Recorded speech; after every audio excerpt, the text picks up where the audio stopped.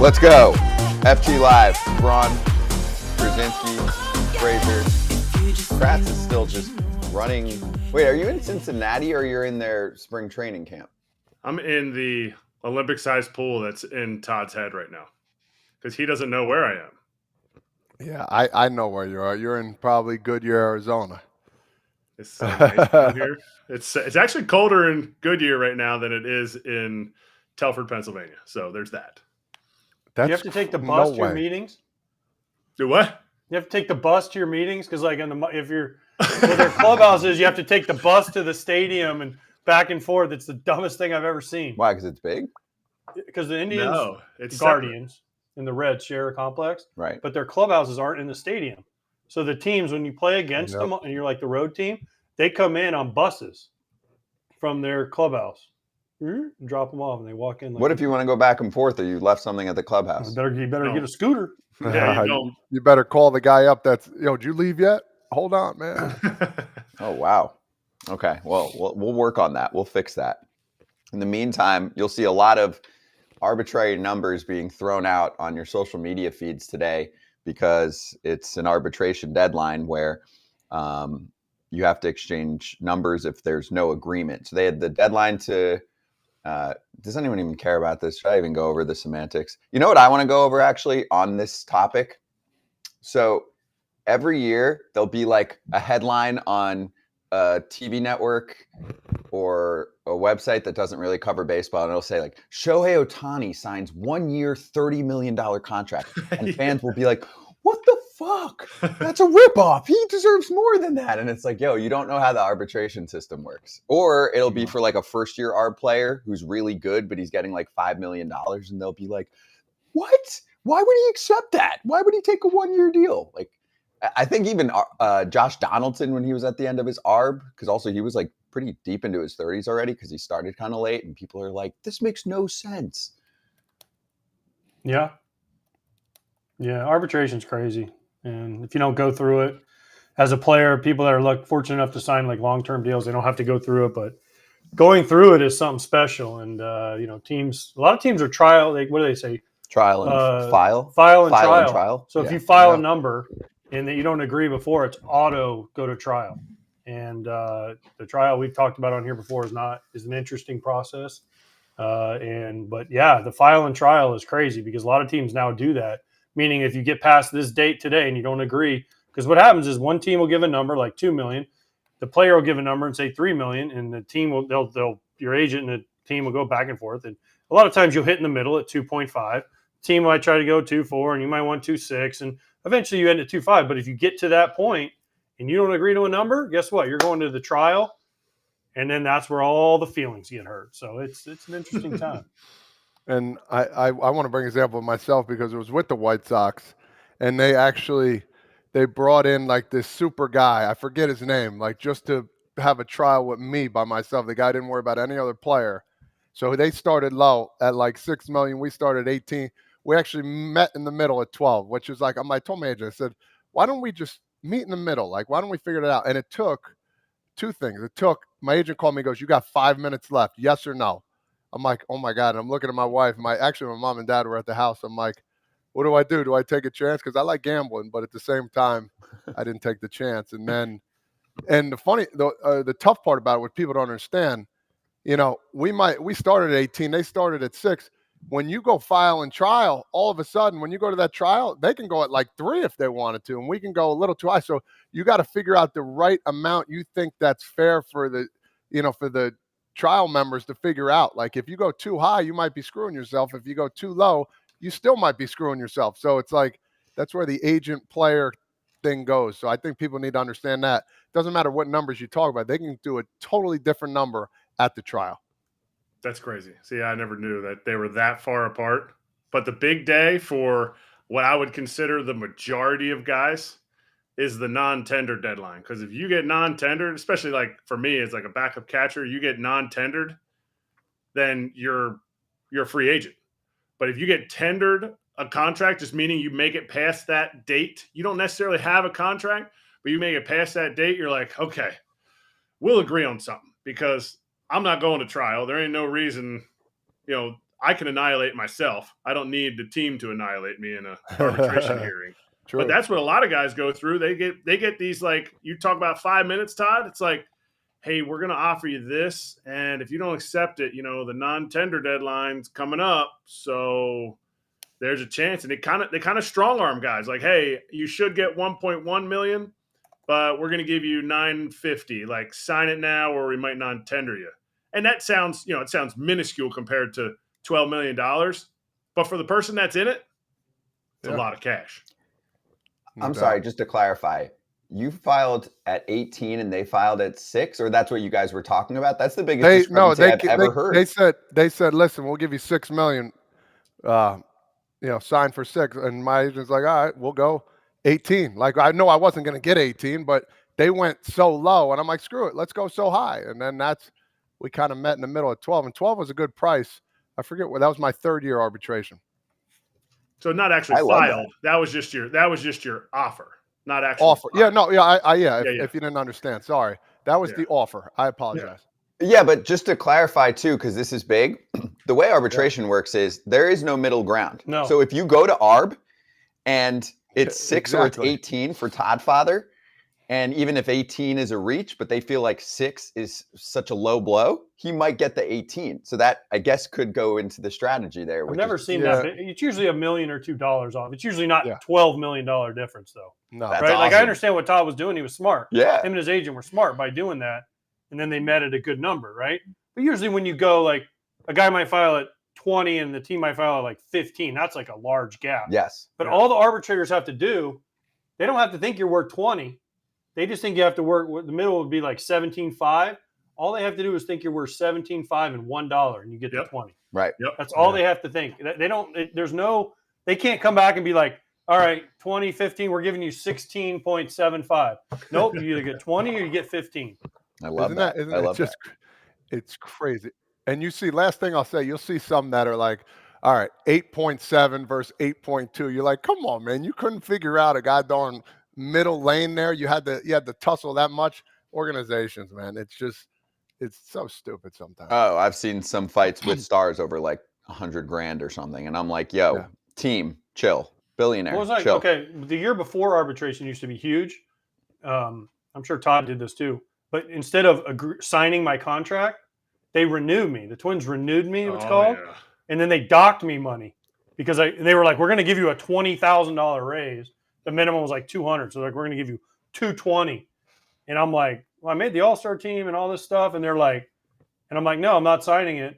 I deserve more. And they're like, okay, well then we're just going to give you flat $200. So then when you go to arbitration, though, you show that we already started fighting last year. Yes, and so it helps it's supposed to help your case in the future. That's a good point. Yeah.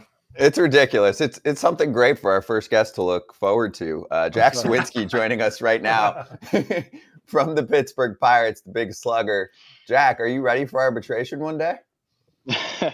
Yeah, one day. I've been hearing you guys talk for the past couple minutes. It sounds like it's getting pretty intense. Yeah, exactly. Dude, where are you at? How's your off season going? Yeah, it's solid. I'm in Chicago right now. I'm actually just at one of our facilities, taking a quick break to hang out with you guys. But it's been solid, It hasn't been too cold, but we got a lot of snow moving in right now. But it's been good. It's been real good. Do you train there all off season, Jack, in Chicago? Yeah, primarily I spend the most of my time here in Chicago. I bounce around from a couple different facilities, and I'll get out to Pittsburgh once in a while, and then a couple other things come up. I went to a couple weddings, but all the off-season training takes place up here. Okay, so the most important question I have to ask before we even get into anything about your workouts, and Scott cares about how much pounds you can curl. Well, he's working out in the cold. I know, Chicago. But okay. That's balls. Were you a Cubs or a White Sox fan growing up? That's all we need to know. Oh, dude, I was a White Sox fan growing up. Okay, you can stay. Okay. If you would have said the other one, the interview was over. Leave that shoot shot on for the next 15 minutes. Go ahead. No, I just had to know the answer. Keep going. Oh, yeah. Okay, here's the next. Oh, Canerco. I was going to say Canerco. I'm not stupid. Yeah, that was my guy. That was my guy. Come on, dude. Legend.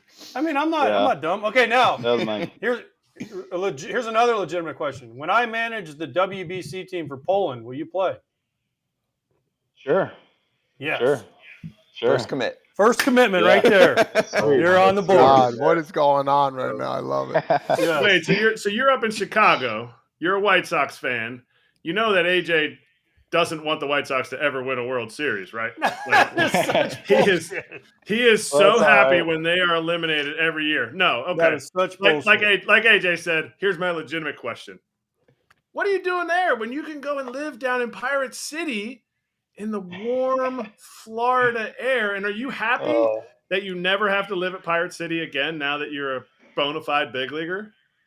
Yeah, well, the thing is, I actually never lived at Pirate City. So when I got traded over in 21, I went to their AA team. And then the next year, I got to go to big league camp with them. So the only experience I had at Pirate City was listening to some of the stories from my fellow teammates. And after listening to them, I'm kind of glad that I got to skip out on that one. Talking about fellow teammates, man. Talk about Andrew McCutchen a little bit, man. How was it like playing with him, a guy you probably most likely looked up to? Talk to us a little about him, man, because I remember playing against him. He was class act all the way through. Yeah, he is a class act, that's for sure. He's also, a good leader, really funny guy. He's pretty goofy. He's a goofball, so I mean, he'll keep things light for sure. He'll be dancing and joking and everything, but at the same time, he's a leader. He keeps us straight. He sets the pace, and he'll get on the mic sometimes. He'll get us going in the locker room. He'll come in after a win, start dancing. It's been real cool to have him around. What do you see the Pirates offseason so far? Successful, right on par with what you thought it was going to be. I could give two shakes. I don't care because we're going to go out and bang this year. What do you see what they've done so far as, from your eyes? Yeah, I like it. It looks good to me. I know we picked up a couple starters, picked up a couple position players, some hitters. But I think you touched on a couple really good points. Like I know that we're going to go out and bang pretty well. We got some young guys, we got some vets, and we're meshing really well. I just came back from Pirates Fest this weekend actually, and it was great to see those boys and get everyone in the same room, just hanging out, seeing the fans, seeing the excitement. So it's real, it's there, and we know we got a pretty good group, and we got something special to build off of. Hey, so at Pirates Fest, there was this thing going on where fans, they said we have to really figure out what questions you're going to ask because they were kind of voiding some of them. How did that go? Were the fans a little crazy over there, or was it, kind of normal? The questions pretty good. Questions were good. I didn't get anything too out of the ordinary. So they were good, but it's always good to see them and hear from them and connect with them on an off the field personal level. Okay, so I have to ask this. Can you take off your hat? Because you normally have like long flowing locks. Do you have? Yeah, dude, I just cut it. Oh man, it's still nice. working. Yeah, it's not as long as it was. That's why I got the beanie on. But was Rowdy Tellez at Pirates Fest? I didn't see him. Because I wanted you to just walk up to him when you had all the long hair, because he's balding, and just walk up to him and just shake your hair in his face and be like, "You'll never have this again." Yeah, I know. No, that's cool. He's a cool guy. I've gotten to interact with him a couple times when he's playing first base. He's always been super good to me. So I'm pretty excited to have him around, have him in the locker room. I've heard really good things, and yeah, Pirates Fest was like the big blowout. I went on the radio show at Pirates Fest. I told him I was cutting my hair, and through the whole interview, it seems to be the biggest takeaway from everyone. I'll just go straight up on this one. Are the Pirates going to make the playoffs next year? Yeah, this we're year, going to push. I would say 2024. It's not 24. Yeah, we're looking for it. It's not our ultimate goal, but that is one of our goals this year as a team. We want to make the playoffs, and even last year, I don't think we weren't like too far out of that race. You look back when it gets down to September and we're 6-7 games back, and you think about some of those games in May, June, July, where it was one run, we could have came out on top, and if we won 6 or 7 more of those games, we're fighting for a spot right there, and we're getting a lot of guys back, and a lot of guys know what's at stake, and a lot of guys want to win. So we're excited to come out and collect some W's and get into the playoffs this year. What does that take? What, like, you haven't been in the playoffs with the Pirates. Only person with the Pirates that has seen the playoffs is Kutch. What does that take for you guys? You said, you get 6 or 7 extra wins here or there. That's tough in the big leagues. Like, where do you find that, not motivation, because I know what the motivation is. Like, you want to see that place back in black and all the fans packing it out. Yeah.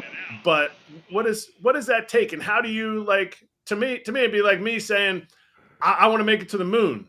Like, you ain't never been to the moon. How are you going to get to the moon? Yeah.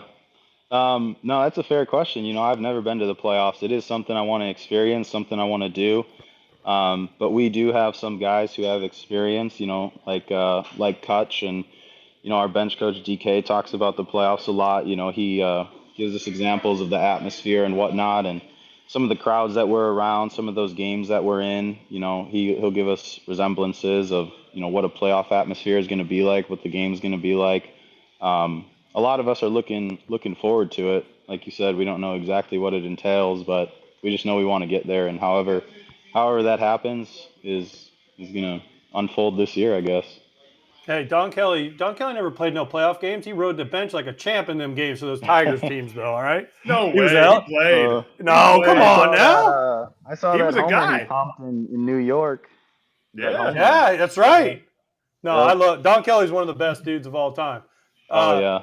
Have you seen Kratz's background today, by the way, where he's at? The Reds background. Yeah, does that hurt your heart? It's kind of bullshit, right?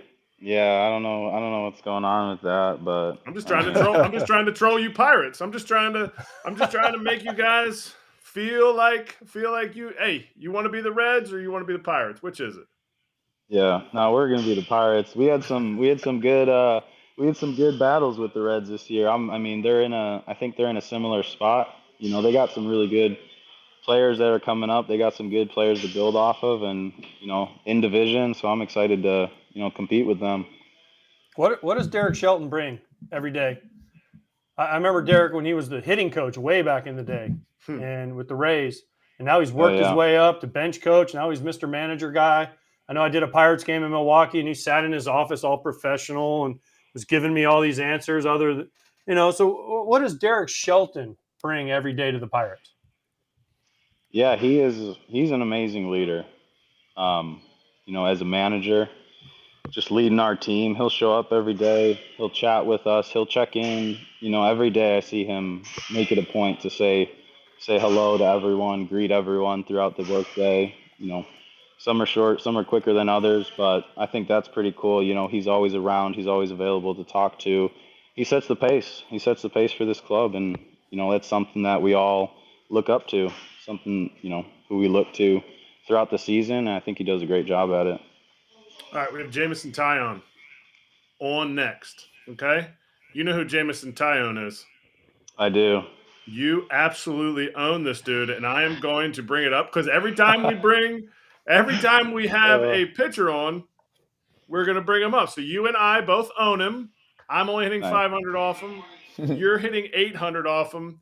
Is that your prototypical pitcher that you want to face? And we won't tell him everything exactly what you said when he comes up. Yeah, so I remember the first time seeing him when he was with the Yankees in Pittsburgh, 4th of July game. I think there were some factors to it, the crowd was good, and 4th of July, everyone was pretty excited. It's a good day for some ball. Yeah, but I just felt really good. I feel pretty good in there facing him. Not a discredit to the stuff he's got because I know he's an incredible pitcher. But I just feel like I see the ball pretty well, and especially playing like back at Wrigley this year, I still get some butterflies being back in the hometown. So I think I got like a little extra advantage, some little extra adrenaline pumping those days. So I see the ball a little better. I see the spin a little better. Things are a little clearer. Jack, question for you. Have you talked to the Pirates at all about any long-term extension action? They've started to get more involved on that front with some of your teammates like Ke'Bryan Hayes and Brian Reynolds, who I'm a big OPS plus guy. You beat him by a couple points last year, and I like Reynolds a lot. So just wondering if it hasn't come up, would you engage in those kind of conversations if they did come up at spring training, which is usually extension season? Yeah, nothing's come up yet. But yeah, I like Pittsburgh a lot. I love the people. I love the organization. I like the city. The stadium is beautiful. I would love to stay. I'd definitely be interested in having those conversations in the future, in the near future even. And then I got another statistical question for you. So this past season, you had 13 stolen bags. You're fast as hell, man. I'm trying to find real quick where you're at sprint speed. You're in the 80-something percentile. You're going to try and rack up a few more bags? Todd Father's kind of our resident stolen base expert, since he predicted accurately that we'd get to like 70-something for our leader last year. Seeing what you did, right? A full season of the increased stolen bases based on the rule changes. Do you have a goal in mind? I think a sweet number would be 20 bags. You know, I got to give a lot of credit to our first base coach, T-Brock. You know, he helps me out a ton in leads and knowing the pitcher and what kind of move they got, situation of the game. Is it a good time to go? Good time to take a chance? So he's been helping me out a lot. And yeah, I feel good running, you know, like I got some speed. It might not always look like I'm a burner out there, but speed and sprinting and acceleration is something that I really do take pride in and work really hard on in the off season to hit that max speed, hit that top speed, so I could go out and, you know, get some bags, and even besides bags, you know, first to third, home to second, second to home, things like that. I think it's a great thing to have. I'm not saying it has to be an either or, but for this exercise, it is an either or. Would you rather be an all-star and delay the Pirates postseason for one more year, so you guys would make the postseason 2025, or would you rather make the postseason this year and be an all-star in 2025? I got to go with the postseason. You know, I think I can wait a year on being an all-star. Plus, if we make the postseason, I'd like to imagine that I'm helping the team, so I'm already playing well enough to help the team to get to the postseason. I definitely want to see these guys and be with this group and get into the postseason and compete and just do whatever we can to win. Damn, who's slamming the weights by you? Yeah, like someone's just throwing some weights. Oh, can you hear? Yeah. Some guys are starting to roll into the gym right here. So yeah. All right. So who makes your height video? I got to know, because we keep showing this height video. Is that your personal height video? You watch that before every game? There's a couple of them out there at this point now. Yeah, those are sweet videos. Our media team does an incredible job in terms of, you know, content, pictures, videos. It seems to me like they're always in the right place at the right time, and they're getting these shots, and I don't know how they do it, but and then they put stuff like this together. They send it over. They're like, hey, we made a little something for you. Let us know if you like it. I'm like, what's not to like about that? Those things they're gas. I mean, these videos, the music they put in there, the clips they put in there, they're pretty cool. I watch them pretty often. I'm not gonna lie. It gets me fired up. I like that. Dig yourself. You need absolutely. Dig me tape. Yeah. It's not dig me tape anymore. What's the term? Dig me reels? Dig me video. Dig me video. Yeah. I like it. Yeah. Jack, do you feel like when you play the San Diego Padres, you just have like a little extra motivation, because obviously you're happy where you're at, but you know, it's your first trade. It's the team that drafted you. Do you feel like, you know, there's a little extra prove it or juice when you play them? I know they're not in the division, but obviously you'll play them a few times. Yeah, I've gotten to play them a couple times now. It's been pretty cool. You know, there are a touch of nerves because they traded you away, and you want to play real good against those guys. And I've had a couple good games against them, so you know that feels pretty good to play well against that team. It was pretty cool this past year, you know, being with a couple guys on the Pirates who came from the Padres that I knew previously, like Bednar and Tucupita, who's actually going back to the Padres now, I think that's pretty cool, full circle. But yeah, I definitely want to go out there. I want to play real well. I want to beat those guys. All right, so I don't know a ton about your background, and I'm assuming fans outside of Pittsburgh don't know a ton about your background. But when a dude puts up the numbers that you put up as a 15th rounder from a cold weather state, represent, because those Florida guys are a little bit softer. They're not like us cold weather, but you're real cold weather. Like I I grew up in PA. Todd's from Jersey. Like, that's kind of cold. You're another I'm Chicago level. tough. You are Chicago. Shit. You're Chicago molded. You're not Chicago tough. You're Chicago Yeah. molded. But Yep. tell us about that journey and what it's made, like how that shaped you as a player now. Oh yeah, 100%. I think that's one of the reasons why I love being here in the off season. I grew up here. I grew up in the city. I went to a public school, Chicago public schools, all my life, and that's a big reason of why I am who I am today. And then playing at a inner city high school, and then being able to get some college offers, and then to be able to get scouted by professional scouts, and have the opportunity to get drafted, and then accept that, and go out to AZ, and go through the minor league journey. Yeah, I definitely am proud of where I come from, and part of that comes from my dad and the things that he instilled in me, but also just the neighborhood where we're from and what we do. And it's Chicago. We're working hard. We're working for what we got, and a lot of that stuff comes from my dad. It comes from the neighborhood. It comes from the schools I went to and the people I was around. So we wear that on our sleeve.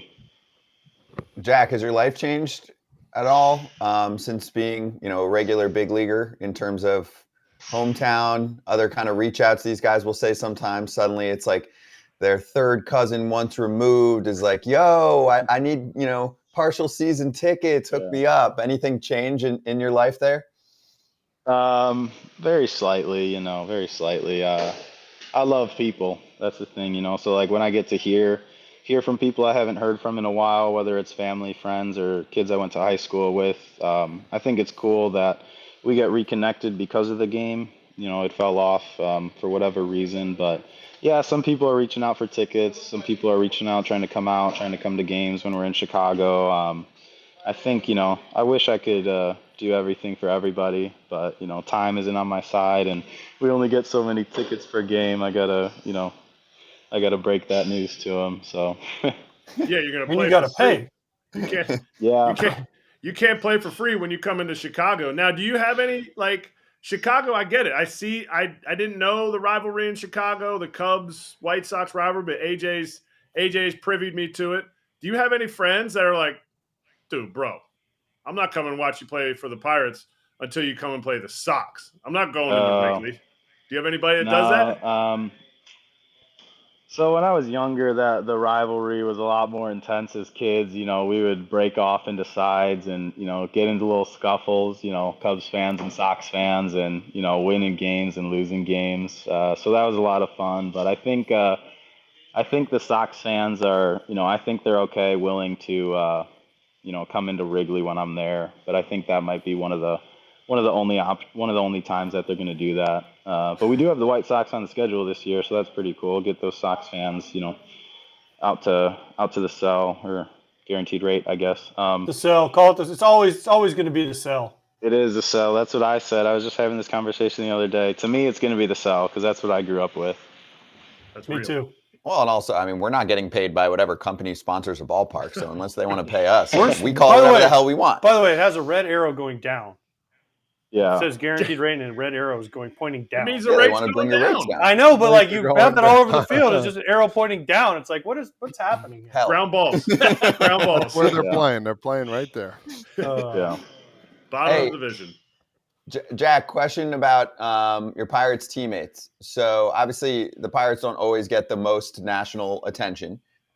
Is there a player on your team that we should be talking more about? It could be a prospect, could be a younger player, could be just a guy that's been in the bigs that you just think is really good and doesn't get talked about enough. And then part two is, who else should we talk to on your team? We've spoken to players on every team, but like, who are we missing that you're like, this dude's a hoot?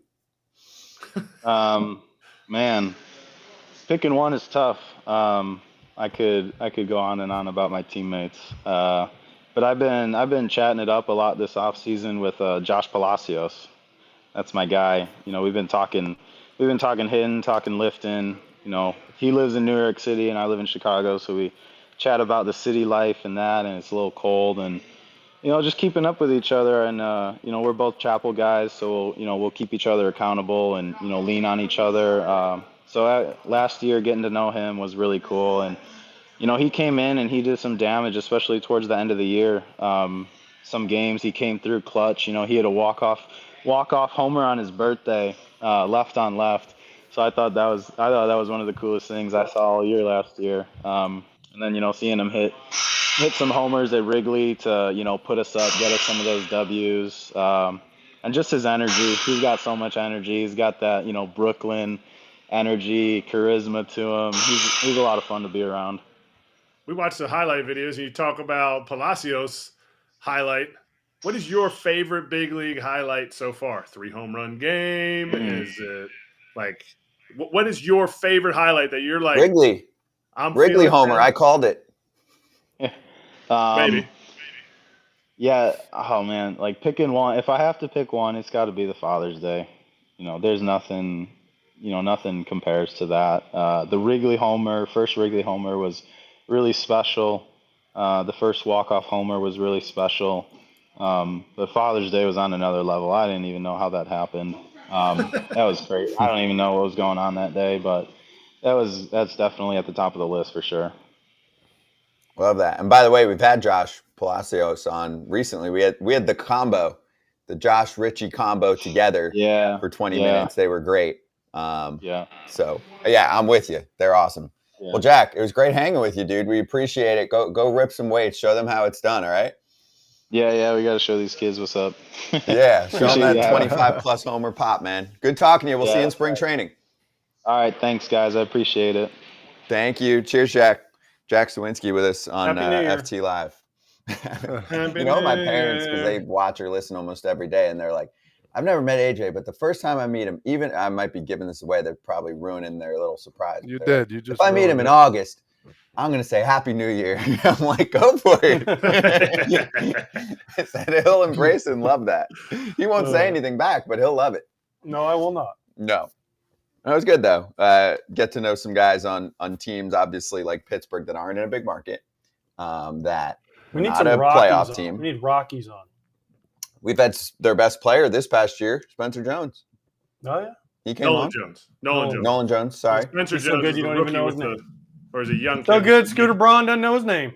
Jack Suwinski, by the way, this past season, had 26 home runs, 74 RBIs, 13 swipes, a 339 on base, and a 454 slugging percentage, OPS plus 115. He had a good year. Had a great year. That's a really good year. Mm-hmm. And that's his second year in the bigs. I mean, first year he played a little over 100 games. I think he entered the scene in maybe June a couple of years ago, but he's 25 years old. They got a nice little player in Jack Suwinski there. They probably won't offer him the extension, but I tried, Kratz. It has to be talked why not let it be talked about? To me, this is a great platform to let it be talked about because you know what?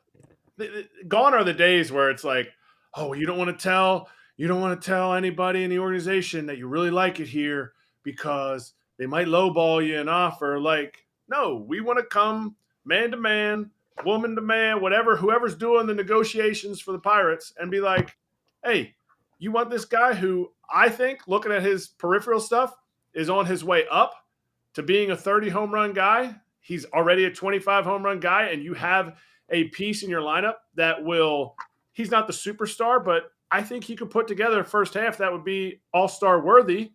And now all of a sudden you've locked him up for $56 million for 6 years, but they got to make those moves and they got to make them now or you're never going to keep anybody. I agree. They've at least done it a little bit.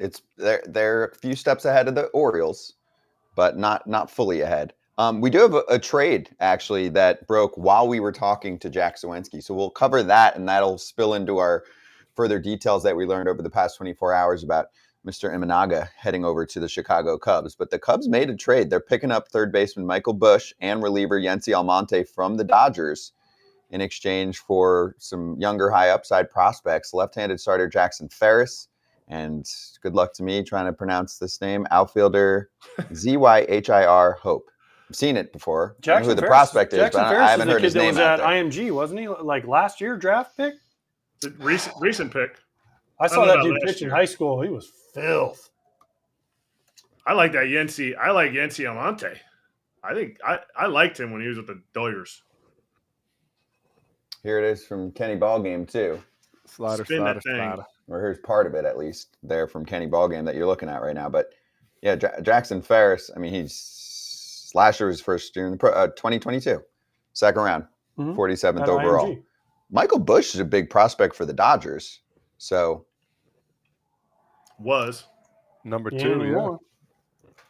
I don't know. I guess Maybe he can make it for Cubby Fest tomorrow. that's true. Ooh. I guess for the Cubs, you get somebody kind of quicker that can contribute in the outfield. And like Kratz said, you like Almonte. And then for them, the Cubs, they do have quite a few of these kind of younger, high upside prospects. Obviously, like you mentioned, Ferris just got drafted. But the Dodgers are able to just stock up on guys that they don't need for the next few years that can develop. Is Michael Busch the Cody Bellinger insurance? No. Bush is an They don't infielder. sign Bellinger. That's Armstrong. Bush is an That's infielder. Armstrong Crow. Crow Armstrong. PCA. PCA. And he's 26 years old. Bush? Yeah, Yeah, older than I he's- thought. Well, the Dodgers need a 40-man room, so they're clearing spots because they have 40 All-Stars. So they're like, Michael Busch, you're 26. You haven't made 3 All-Star teams yet. Not top 3 in the MVP voting. We should be off. He home. Yeah, I mean, I think the bigger news is Dylan Cease. That's not news. Dylan Cease for $8 million. That's not news. That's just these are the pay scales for arbitration. We know, Dude, but you can get you can get Dylan Cease this year for $8 million plus next year. His number's so low this year that puts him. I mean, even if he wins the Cy Young next year, max 15. You can get 2 years 20. It'll be a little more than that if he wins a Cy. Okay, we'll say 2 years 25. Is at max. exactly that's the number that I've been saying. It's Okay, of 225. Dylan Cease. Correct. Someone's got to make that trade. Like that. I You think got to it's go big to news. arbitration, bro. He should have went to arbit. Yeah, That for number. real. I don't know what the think numbers were. His numbers in his platform year this past year weren't awesome, but I think it's big news because it puts a number to what fans have just seen. I just talked to Frankie Montas in here at Reds camp. Like that dude signed for $15 million, and you could get Dylan Cease for $8 million.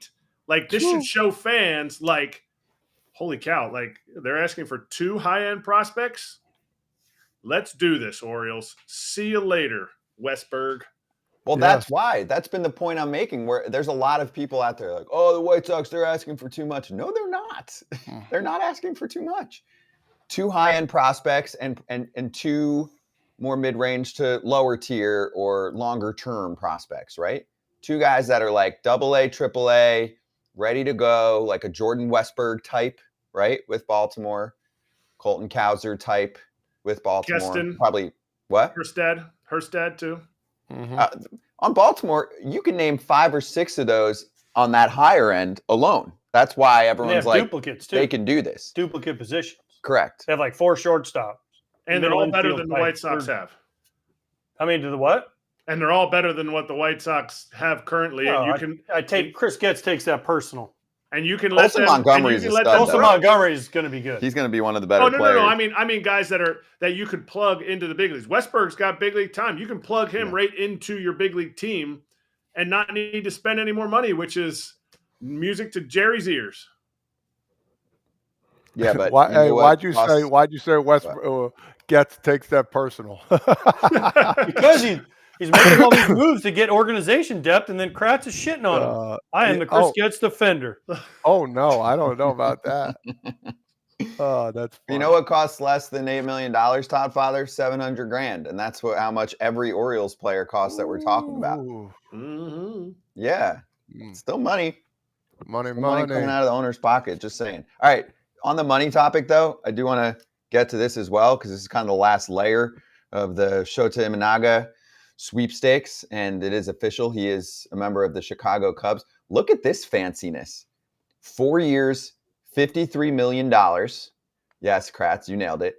After 2 years, hold on, let me give the money, and then you can dunk. After 2 years, the team has the option to extend the contract to 5 years, $80 million. They can also do that after year 3. But each of those years, right? If they don't extend the contract to 5 years, 80 total, Imanaga can say, screw you, I'm a free agent. That's how I look at it in my head. Obviously, the reporters say it a little more maturely. And there's Jesse adding on. Obviously, if both sides decline their options in the deal, his 4-year contract remains in play. Go ahead, Kratz. You can brag for a sec. No, I just am bragging because I had $52 million that he was going to get. I thought the $100 million was too much. This is great. To me, this is a great structure for both sides. If he feels like $80 million for a guy of his caliber, I think is a lot of money. But for the Cubs, you're making him earn that $80 million. So to me, I'm great with this. What does that make the posting fee, though? I never saw what the posting fee was because I couldn't figure out. It's below 10. It's just 10, even though it's like 9.8 something. Yeah, it's $10 million. Okay. So the posting fee, you got a number 4, number 5 starter for $63 million, $62 million for 4 years, essentially. That seems like a great price. First of all, did you sit down and go through every free agent and take a guess on how much they were going to sign? He does. That's what I want to know. I'll show you the list. It's probably I like did for most of them too. Nerd alert! God, nerd alert! I mean, holy cow, dude! If I would have had to do that, I would have rather. The guy's got 8 kids and he's still doing it. It's unbelievable. Seriously, there's no chance. How do you have time for that? I was just you read the articles. I was reading the articles, and I'm like, okay, I got to put that. Like I started with Shohei. And Shohei, like it was probably I wrote like this much with Shohei, and then I'm like, wait a minute, why don't I just make like a chart? So I just like went through who's available, and I'm like, I think he should get this much. So I was way. I'll explain some of the ones at the end of the offseason that I was way off on. Shohei's the one I wrote down. He's worth $70 million, and I wrote on there, no chance he gets $70 million a year. Well, way off, but it's fun. I like it. I enjoy seeing how right I am. Well, Kratz, you should have explained. How wrong you are. I'm a simple man.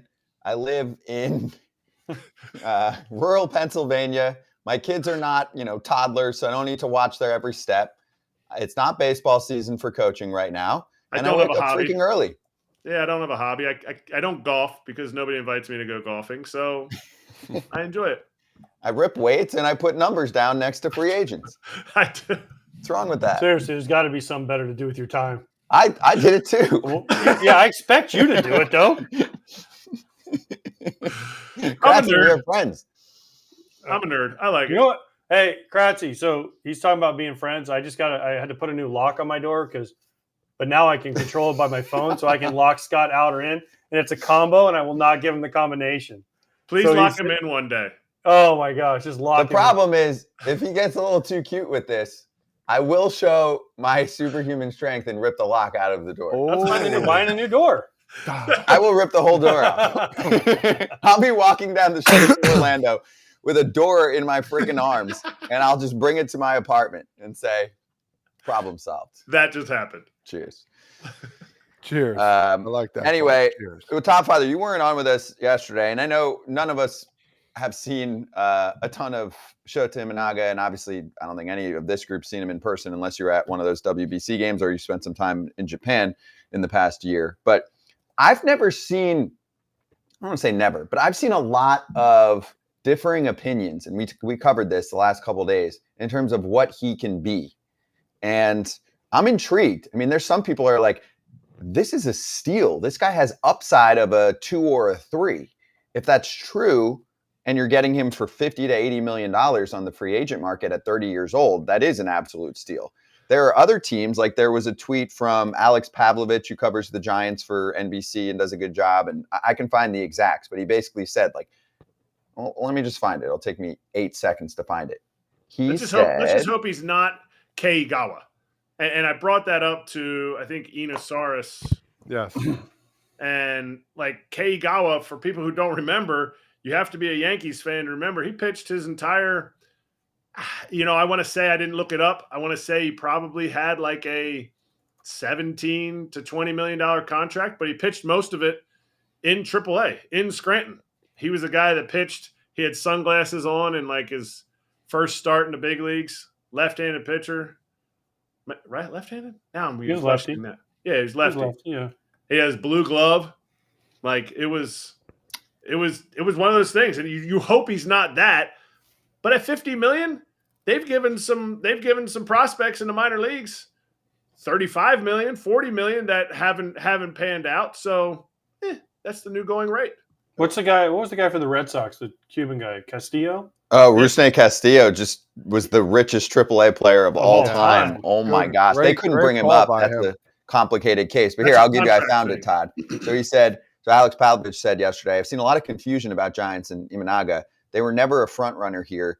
People just went wild with rumors. They viewed him as more of a back-end starter and prefer other guys that they still plan to add to the rotation. You like what you're looking at too, by the way, on the screen in the WBC with that heater? I do like that. Change up. Missed location. We're cherry picking.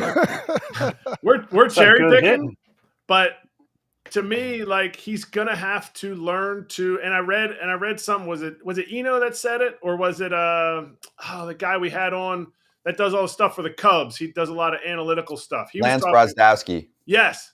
Lance was talking about how possibly they see some upside in the ability to. This was before the Cubs signed him, so he wasn't being a homer. They see the possibility of him being able to, the way the shape of his curveball / slider sweeper thing, being able to manipulate that, and they pointed to his athleticism with a strong lower base, talking about how they can improve his breaking stuff. And if he can do that, that plays off of that super straight heater that has late life in the zone. Here's my thing: as a lefty, I'm facing a guy that doesn't have a very good breaking ball. Give me a bat. Because if he's just going to throw me high fastballs, I can figure that out. Yep. Right? If he doesn't have anything, you better hammer me in. But if he doesn't, if he's just away from the videos. I mean, obviously, I haven't watched as much as Kratz, and I haven't made as many predictions. But I mean, if I'm just facing a lefty and I'm a left-hand hitter, and he doesn't have a breaking ball, then I'm diving all out on that plate. I'll eventually figure out how to hit a heater. Yep. I mean, but his every fastball I saw was a four-seamer. Yep.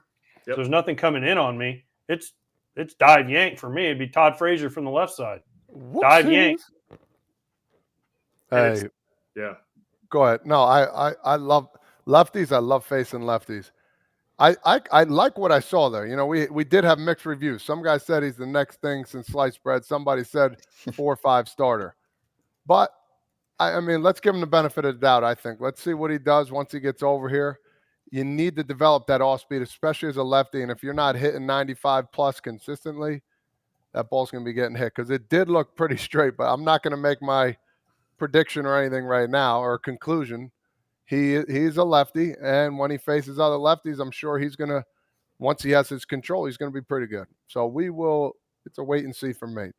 And you get the whole separation. How much, like, a guy like Todd is going to me, would feast off of what I see from Shōta, because that fastball, you couldn't throw a fastball fast enough for Todd. He's going to be out in front of a fastball.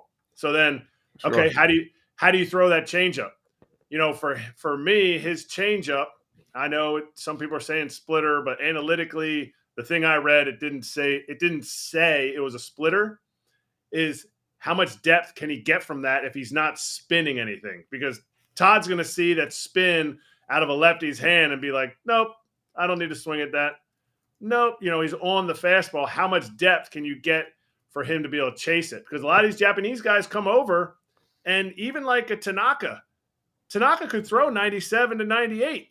He never did. He just, he manipulated his spin. And I'm not saying he is Tanaka. I'm saying, how does he assimilate himself to the big league hitter who can time up a bullet? Like AJ said, he can time. I'm going to figure out how to do it. I'll stand 10 feet in front of the Iron Mike machine or the Hack Attack and be able to get on top of a pitch eventually. I know the first thing they're going to do with him, and yeah, they might work on refining like their slider inconsistency there too, because sometimes it looks good and sometimes it doesn't. But I know the first 2 things they're going to tell him. Number 1, give me your high-speed fastball every time.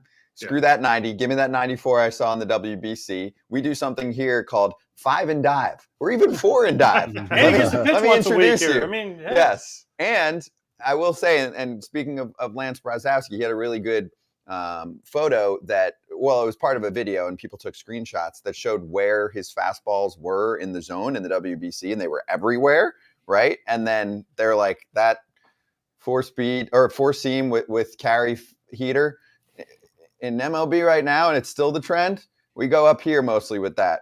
Yep. So that's the first two things I think you'll get from the Cubs, right, Kratz? 100%. And the Cubs are really good at that stuff. They've been on the forefront of all that analytical data. They just don't get as much credit as like the Rays and stuff because they haven't produced the pitching necessarily, but they have their own pitching lab down here in Arizona, and they'll be on top of it. They're not gonna squander him. Let's put it that way. Whether his stuff, plays in the big leagues, that's really going to be how much he can compete. Do you know the other team that Jesse Rogers listed that had legit interest in him? We didn't get any other details of it. The Red Sox? Or anything else. Well, the Red Sox, Kratz, I'll stop you there. The Red Sox are interested in everyone. They're in on everyone, okay? That's just automatically part of every press release. But besides them, Pittsburgh Pirates. And Imanaga? That's what Jesse said. They had some interest, but he chose Chicago, and he's been living in Chicago since Christmas. Okay, here's the question for you. How much? I mean, the Pirates? Really? The Pirates. It's like saying the A's were in on them. I think a new trend. I mean, I hope this is true. And you know what I wish? I wish that like there was a way, and it'll never happen in a billion years. I wish there was a way that we could, after a guy signs, if you had actual formal offers on the table, like the formal offers came out, and then you could be like, because the Red Sox are like, oh, we made an offer. Yeah, it might have been to Shohei for 10 years, $10 million. Well, hey, we tried, guys. I want to hear it. I want to hear the actual. I want to hear it. Yeah, I want to hear them all. Like, what did the Pirates go to him with? Okay, here's 2 years, 20. Did they even offer him anything? That's what I'm saying. Like, I want to know. Why can't we know? Why can't we know? Why is that? Why is it such a? I got one year in the minor leagues. I got a minor league offer. I think my second lowest offer for a contract in the minor leagues was like $7,500 a month. I got an offer as a minor league free agent from a team for $2,900 a month, and they thought I was actually going to take it. Like it was a legit. What team? Oh my God! Oh, Cincinnati. It was back in 2009, and like I think for your Louisville Bats. Yeah, so you could they were going to send me to Double-A and no big league camp invite. I was like, holy cow, the Reds think I suck. You're going to go to the Nuga?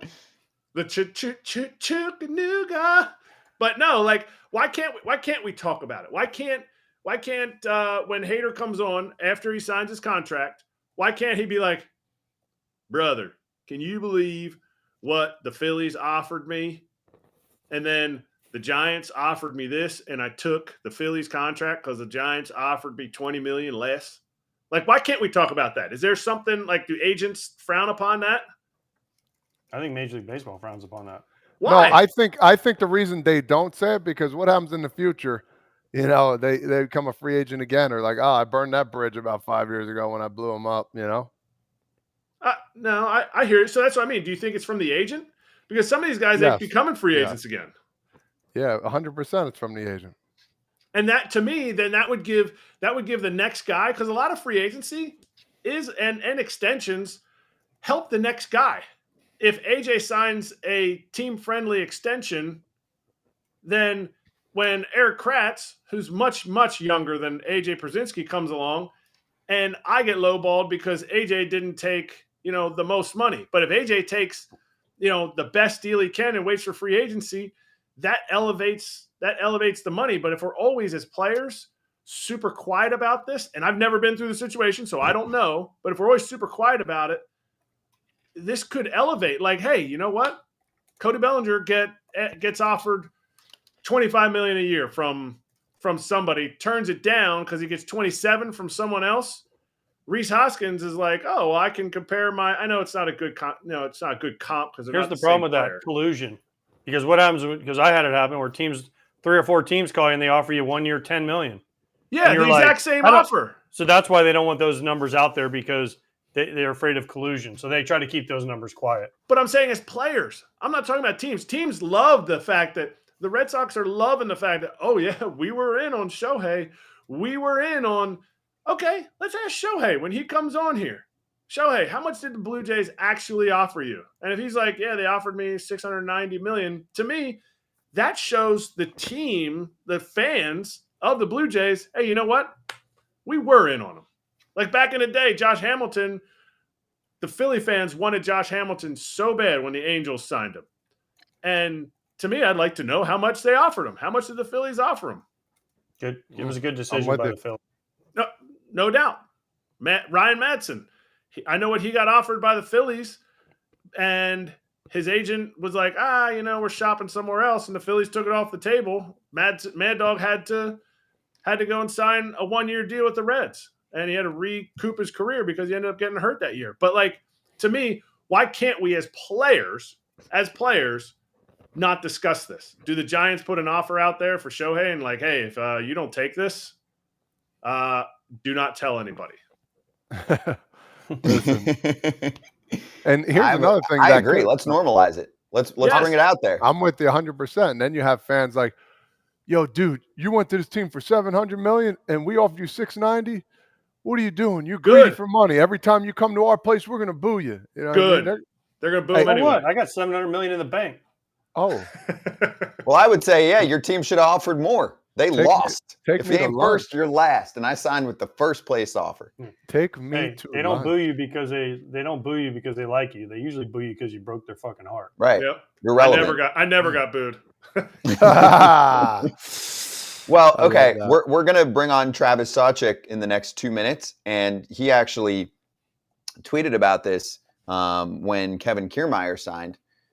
Kevin Kiermaier was very open about his offers this offseason, which he said were lower than last offseason in terms of quantity of offers, because he said he got one. He said there were no other teams that were like reaching out or interested, and ends up signing with the Blue Jays for about $10.5 million.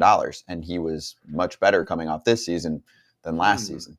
So I appreciate that. And also, I'm going to look at every team this coming season. If their center fielder's not good, I'm going to say, what the fuck? Yes, absolutely. Mm-hmm. And AJ said about collusion, you're wrong. If you don't think they're colluding, whether it's from an analytical database, whether it's from things that are leaked to the media, you have never talked to a big league fringe player who has gone through free agency. AJ, you said you got 3 offers for 1 year, $10 million. They didn't just come up with that. Like, wow, that's so amazing. Those are random numbers. That wasn't true. But I understand. I understand what you mean. But I know a guy who got a 2-year offer within 15 minutes of each other for $1.9 million back in 2000. I think it was 10 or 11. Bro, that happened to me too. It was crazy. Like, it's not crazy. It's collusion. So let's talk about it as players, so that we can just get it all out there and we can help each other out. You know, me helping you, you helping me. Very true. I wish players would do that more. That'd be great. But there's a reason that they don't. There's a reason that they don't, and I don't know what it is. I'm not smart enough to know. Because they're looking out for themselves. They're like, oh, man, I'm not telling him, man. Well, then he's going to go back and tell his agent. His agent's going to go back and tell that team. You know what I mean? No, I mean, full transparency. Travis Sawchik's going to join us in 1 minute, and he didn't have the link, so I was texting with him. So I ignored a few minutes of what you guys were saying, but I caught most of it. Most of the AJ parts, because I just go on autopilot when he's but okay, if Teoscar Hernandez signs with the Dodgers for almost the same amount that the Red Sox offered him over 2 years, doesn't that make it look bad? Like, oh, the next best potential offer was way less, right? Does that hurt the future value of the player, right? If a player says I didn't get offers, or a player says my next best offer was way lower, in his mind or in the agency's mind, does that hurt them? I'm just trying to throw out ideas of why they wouldn't just say, hey, let's throw it all out there. I got 100. Next best offer was 70. Next best offer was 50. Then teams are like going back like, oh, shoot, we got screwed. We should have offered less than that. Yeah, but they wanted the player. I see what you're saying. I wasn't listening. All right. Well, Whatever. Yeah, AJ and me don't listen to each other. No, I know what you mean. It'll change the landscape. MLB writer for The Score, super smart guy, co-author of the MVP Machine, and author of Todd, he does Big what he Data wants, Baseball. dude. He just straight cut you off mid-sentence. Was Todd talking? Oh, my No. God. I didn't hear He was in the middle of a sentence. Don't worry. Welcome, Travis. Travis, what's up, big dog? How's it going, fellas? Pleasure to be with you. It's great to have you, Travis. It's rowdy right now. So let's actually start here, though. I know you tweeted about this the other day when Kevin Kiermaier signed. Were you surprised that someone of that value coming off a season like that only had one offer and he was so transparent about it? Yeah, I mean, he had a really nice season, and he was very transparent about the lack of a market, and that given his defensive value and that he had a pretty solid year with the bat. I mean, it is a little surprising, and I don't know how much of that is tied to clubs waiting on resolution with some of the RSN uncertainty out there, other factors like that. So I don't know. It was a little surprising, and just in general, outside the Dodgers, most of the markets have been pretty slow to move this offseason. Let me ask you this. We were just talking about this. Who hurts more in this scenario?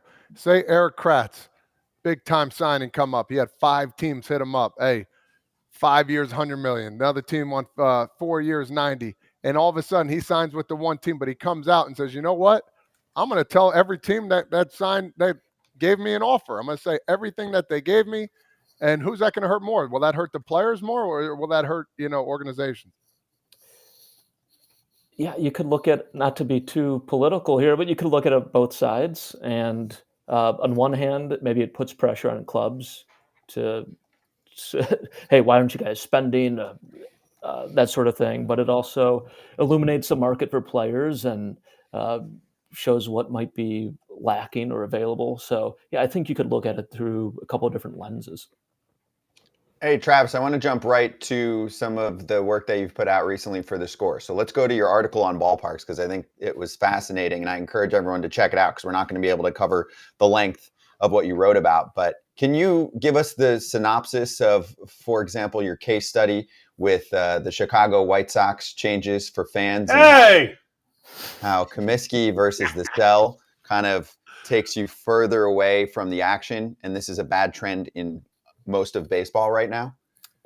Yeah, I think the common belief is that the retro era has been, of ballparks, that really Camden Yards is credited with ushering in, has been, there's no flaws with it. It's been amazing for fans and viewing experience. And look, it has been a major upgrade over the multi-purpose era and that sort of thing. And there's far more amenities, and in that way, it is a better experience. But there is this one major flaw, I think, with the new era of construction, one major disservice to fans, and that is, unless you're in premium seating, you've been pushed away from the action on the field. And I brought in some ballpark analytics in this and showing the distance. For instance, the first row of old Comiskey of the upper deck was about half. I guess a better way to say it is the last row of the upper deck of old Comiskey was closer to playing surface than the first row. And I spent a lot of time as a kid in the upper deck of Progressive Field, and it's a beautiful stadium. Again, amenities far better for fans, but you are so removed from the playing surface. And all these, even though Camden's credited as ushering the retro movement, it's really new Comiskey, guaranteed rate that set the standard from foul pole to foul pole of the extra of pushing the upper deck back, so there's no obstructed seats at all, the extra luxury in club seats that kind of raise the upper deck and push everything further vertically away from the playing surface while also pushing it back horizontally. So you get these distances where these stadiums are now twice the size of the classic jewel box era parks, twice the size in height, you're much further removed. And I was going back and looking through some research, and the Chicago in '93, because there was a big uproar when New Comiskey opened in '91, and a lot of fans hated the upper deck. And the Chicago Tribune architecture critic Blair Kamen at the time, he noted that baseball is a performing art that lacks the explosiveness of a Michael Jordan slam dunk, so it is a drama that needs to be magnified to captivate the fan, he wrote. And I think that's undoubtedly true. Like, this is a much more interesting game if you can hear it, if you can see it as a fan.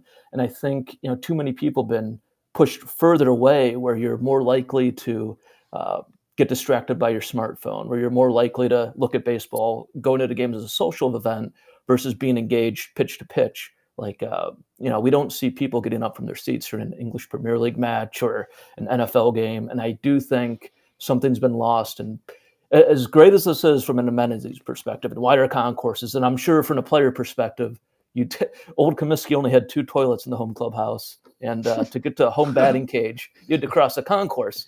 So I'm sure the players love the retro era. But I just wish team owners and the design partners, the architects would kind of revisit the jewel box era, those turn of the century ballparks. Only Wrigley and Fenway exist. I wish we would recapture some of that and push people closer. And I think it would be a much better viewing experience as a fan. So I have 2 questions for you, Travis. First one is, so you like Tiger Stadium and King Dome, and you have to love Minnesota then, because Minnesota, Target Field, the people are on top of you. I mean, it's the smallest footprint of any ballpark in baseball, and I get what you're saying, but at the same time, like, fans also want wider concourses, better concessions, more bathrooms, all that stuff. So isn't this kind of like one or the other? Yeah, look, I think if you were going to kind of recapture the spirit of the jewel box era, you can with modern construction technology and cantilevering, you could reduce some of the beams that, because I know a lot of people cite, the obstructed views. And if you're building a new facility today, you have to have some amenities, and the fire codes are different today than they were in 1910, and the American with Disabilities Act wouldn't allow for some of these stadiums to be exactly rebuilt. And some retro parks like Target, to your point, Target Field, especially in the outfield, you see those decks really stacked on. But for the most part, I mean, you are pushed further away. These are open, sweeping stadiums that have been built in the retro era. And again, like the average in Sportsman Park in St. Louis, I think the upper deck started at 40 feet off the field. In New Busch Stadium, it's the first row of the upper deck is 80 feet, I believe, and it's pushed further back too. So if you're in the upper deck in these places, you are just removed from the game. You do not hear it. And speak with Dan Evans, a former Dodgers GM who started out with the White Sox at Comiskey Park as a young executive there. You could hear player chatter even in the upper deck, the first row there. He would chart pitches at Old Tiger Stadium in the upper deck. It's not to say those stadiums weren't without flaws, but the proximity to the playing surface was key in, I think, creating that great fan experience. And baseball became popular at the turn of the century, in part, I think, because of the experience of these ballparks, as you were on top of the action.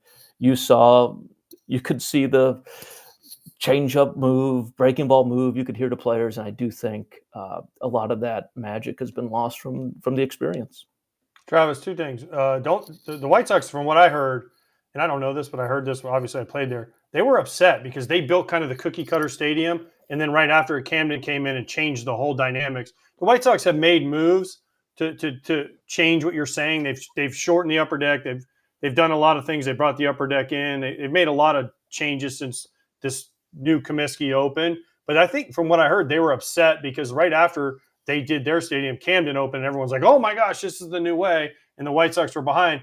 And second of all, you clearly never played in Old Tiger Stadium because you said there was only 2 bathrooms wherever you said. There might not have been 1 bathroom in the Old Tiger Stadium. That place was a shithole, excuse my language. Like literally, it was awful. Okay, the dugouts were not even Ken Rosenthal could stand up in the dugout without hitting his head. Okay, I mean, you'd stand up to go hit every time you're concussed. Okay, so listen, I get what you're saying about the upper decks, and you could hit a fly ball and it'd be caught, but the guy in the upper deck. But listen, these new ballparks are much better from a player standpoint. Oh, no doubt. And it was actually Old Comiskey that had the 2 toilets in the home that I referenced. I don't know if I said the visiting clubhouse in Old Detroit didn't have one. They had 1 urinal on the way to the dugout. That was it. No. But look at what happened. Look at the Wrigley Field renovation, right? It's a jewel box park, one of the 2 existing from that era, along with Fenway. And they now have a marvelous home clubhouse with all the amenities you want. So with construction technology today, you can refurbish or recreate these parks with better clubhouses, with more amenities, create dugouts where players aren't, concussing themselves by standing up like a Tiger Stadium. So I think, if we were rebuilding this today, it would include some of those amenities. I'm just more interested in that ballpark experience that's been lost, where you have people, where you feel like the fans are on top of you. I mean, you have to remember when these parks were built, the Fenways, the Tigers, the old Comiskey's, they had no models to build them after. So they used, playhouses, theaters were the design concept, and balcony seating was so important there. The idea was, how can we bring as many people as close to the field as possible? So they were inspired by playhouses. And you really, when you went in Comiskey Tiger, you look at some of the views from the first rows in the upper decks there. You were on top of the field. The players had to feel like you're on top of the field, and they're just more interesting. Even home runs, like I remember as a kid in the '90s, Cecil Fielder had a home run on the roof of Tiger Stadium. Wow, that's incredible. The roof shots at Comiskey. Home run even came in '93, and the Tribune was like, home runs at New Comiskey just aren't that. When Big Frank is hitting a home run in the bleachers, it's just not as interesting as when Ron Kittle was homering on the roof of. So they're just more interesting places to play, and I think if you recreated old Comiskey on the south side of Chicago with the modern amenities, with removing some beams, with giving players a modern clubhouse, it would be a smash hit. People would want to go there. People could be romantic about baseball and the experience of the ballpark again. I think it would be an amazing experience. Well, let's bring it back to modern day baseball now. I want to talk a little bit about free agents and signings, especially the Dodgers. What have you thought about that? You had a funny tweet here. I want to read. The Dodgers won 142 games in regular season, but the 5-day break before facing the Reds in an NLDS was just too much rust to shake off. Talk about that a little bit. I was always, when we had that conversation too as well, I was a big believer in, like, let's play, man. Let's not wait any more days. That's another conversation to talk about. But yeah, talk about the signings and all that good stuff. Yeah. I tweeted, just because baseball's postseason is such a different animal compared to the, say, NBA or NFL, where the best teams are usually playing, and where the best Patrick Mahomes is going to take every snap. It's not like the ace pitcher of the team can make every pitch. So the nature of the postseason allows for baseball to have some parity. And just a few days ago, the Dodgers had spent more in free agency than the rest of baseball clubs combined, which is pretty wild. It was like 1.1 billion to 1 billion and some change. So, is that good for baseball? I mean, having the Dodgers, a flagship club, be an amazing team is good for potential postseason ratings. It's great for the Dodgers. But I do, and you want to see teams compete. Like, if I'm a Dodger fan, I'm very excited about what they're doing. I just worry about, baseball always has this cloud over itself every offseason where there's so many teams not engaged. There's so many owners not spending. And even though winning and payroll is only loosely correlated, if you look at it statistically, farm system, drafting, player development means more in creating those cores. There's still this perception amongst fans in a number of cities where it's not a fair game. I live in Cleveland, and when you listen to talk radio, you don't hear about Browns or Cavs fans lamenting the unfair playing field. They might lament poor decisions by management or coaching, but you always hear it around the Guardians. And I just think, whether it's a salary floor or something to reduce this cloud, this burden that overhangs a sport every offseason, where there's not enough team spending. Now you have a super team the Dodgers are already great at developing players and drafting. They have a super smart front office. It's basically like you imported the Tampa Bay's Rays process and folks, and then you gave them a $300 million payroll. You can imagine what fans in Arizona and San Diego, Colorado feel about that. So, yeah, I think the Dodgers have built a super team. I think it could be an amazing win for like postseason ratings should they advance deep. And I think growing the sport internationally, it won't hurt. But I do worry about a third of the markets in baseball. I would like to see other clubs be. I don't think they're going to do it on their own. I would like to see some legislation in the CBA put in place to force a smaller gulf divide between clubs and perceived interest in winning.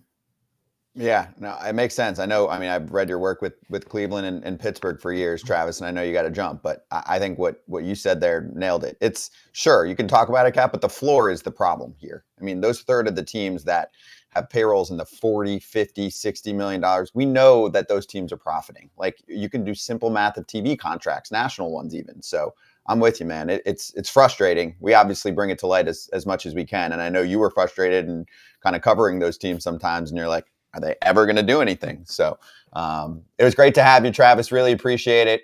Encourage everyone to check out some of those articles we were talking about in the Score. And we'd love to have you back sometime. Have a good day. Thanks, fellas. Great to be with you. Appreciate it. Travis Sawchik. You can check out more of his work on Twitter as well. Thank you. Check out. Let me just get the. If we come up with a salary. Travis underscore Sawchik is the Twitter handle for you. What's up, PK? If we come up with a salary floor, there's going to be like 6 to 10 teams that are going to be, they're going to have to come up for sale. There's going to be so many teams that they're going to need to sell because they're not going to be able to spend $150 million a year on payroll. I feel bad for them. Do you know what they actually would do though? For real, they would, to spite that a floor would come eventually. What they do is they just get to that floor by essentially kind of buying prospects, if that makes sense. Yeah. So you would take a team, like let's say the Yankees, right? Yankees want to get rid of a Giancarlo Stanton contract. Great. We'll take him. We'll take a mid-level or two prospect, and they'll do it that way. And they'll be like, we're still not really paying most guys. We're just kind of taking salary dumps. They might even cut some of those players that they bring on. So you'd have to try and figure out ways to get around that as well. That happens right now in the reverse. You've seen it happens like every year or two where a team will kind of like buy a prospect or a player. I mean, the Braves have actually been doing that a lot this offseason. Like, Mariners, you want to get rid of Marco Gonzalez? Like, we'll take that on, right? And we'll turn around to the Pirates. Hey, we got a former Pirates. Right? Pirates are the theme today. We don't talk about them often. This guy played for them back in the day, but he's happy to be a Chicago Cub. Jameson Taillon joining the show right now. He's on FT Live. Jameson, great to see you, man. How's the offseason going? And the big burning question, will you be at Cubs Fest? That was a nice tie-in there with the Pirates. The offseason's been good. I've been up in Chicago for a lot of it, working out up here at Wrigley. And I'm up here right now, actually at Wrigley in our travel secretary's office, doing Cubs Con this weekend, and then getting married next weekend. So just putting a bow on the offseason, and then, just take it right into spring. Your fiance let you go to this a week before you're getting married? She's the one that told me to come. She's the one who's like, you need to be there. You need to be big on Cubs stage with your fan. Teammates and stuff.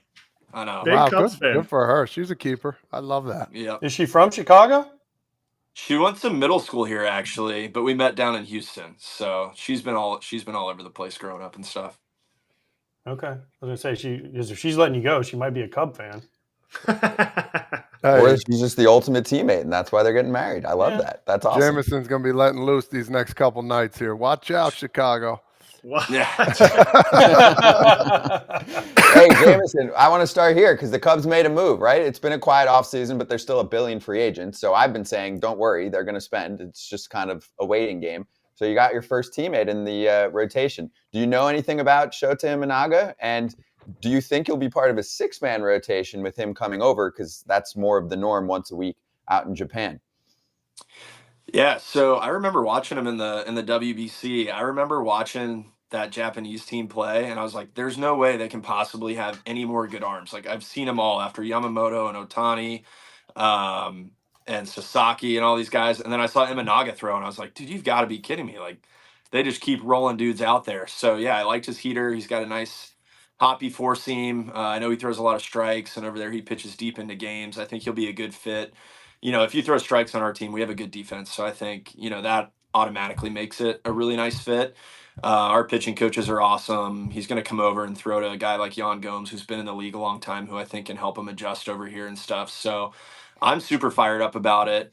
Yeah, don't know a ton about him, but I saw our clubby in there stitching his name onto the back of a Cubs jersey, and it got me pretty fired up. That is pretty cool. I want to talk about you a little bit. You use a lot of technology now to kind of tinker with, your pitching and a little bit like that. Have you seen that help you a little bit? Is that something maybe a little too much? Like talk a little bit about how technology has helped you be, even a better pitcher. Yeah, you guys all know it's a give and take. It's like I feel like when I got my second Tommy John surgery, I got pretty into like the biomechanics and just the way the body moves. So I had a moment where I was like, I this is my body telling me something's not right. You don't just break down for no reason. I did all the training. I had a great work ethic, and I'm still getting hurt. So it's like I'm not moving the right way. I need to take this all the way down, strip it down, and like build this thing back up from the ground. So, I got into the way the body moves. I got really into like lower half mechanics, arm pass stuff. And then just from like an analytics perspective, having gone from Pittsburgh, which was maybe a little bit more use your eyes, use your feel of the game. And then I went to New York where it's like, you have access to such a big analytics department and there's a lot of information going around.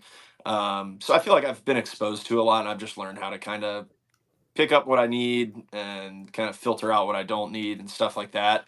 But yeah, it can be useful in adding a new pitch and optimizing grip stuff and looking at slow-mo video and figuring out truly what your best pitch is to different guys and stuff. But you know what? This past year, I thought the best thing I did was around the All-Star break was just start going out there and competing. And like, I was having a really bad first half and I was like, I know how to pitch. I know how to pitch in the big leagues. I'm just going to go out there, make sure I'm prepared and just go out and compete and have fun. And I feel like that's when my year turned around, is when I just started kind of feeling the flow, trusting the catcher, getting out of my way and just doing my thing.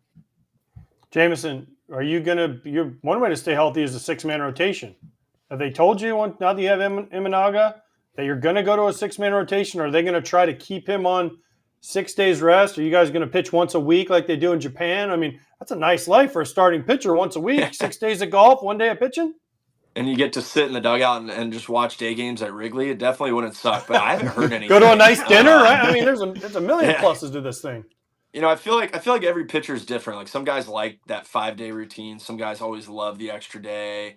I haven't heard anything, but I have a feeling it's going to just come down to like communicating with the staff. Hey, maybe this guy could use a blow. Maybe this guy, he's on fire. Let's keep this dude on a 5-day. We did a little bit of that last year when I was struggling around the All-Star break. They put me on a 10-day, let me throw some extra sides, gave me a breather. And then by the end of the year, when I was throwing better, I was on a 5-day and skipping off days and stuff like that. So I have a feeling it's just going to kind of be a give and take. We have the luxury of, having some guys, having some depth, like a Javier Assad who can start, Drew Smiley who can start, Wesneski, Jordan Wicks. Like we've got a lot of guys who are going to be on this team that can start, can relieve, can step in and give guys days off, stuff like that. So, I don't know if they even have a set plan yet, but I do think you can never have enough pitching, and I think we've got some pretty good options. Wouldn't Tom Ricketts give you a really good wedding gift by signing Cody Bellinger? I'll tell you what, I loved playing with Belly. I honestly haven't heard anything, but talk about a dude that like he signed a 1-year deal, and I feel like it would have been easy for him to come in here and just be like, I'm rebuilding my value. I don't want to get too involved here. I know I'm going to be a free agent, but Belly came in right away and was just like the heart and soul of this team. He was just the life of everything. Just so fun to be around. Huge work ethic. Like I didn't know what to expect. You see all the pictures of him looking stoned in the dugout and stuff. I start playing with him and I'm like, dude, this guy's a dog. Like he's prepared. The work ethic's unrivaled. Like he's in the weight room every day. He's constantly watching video.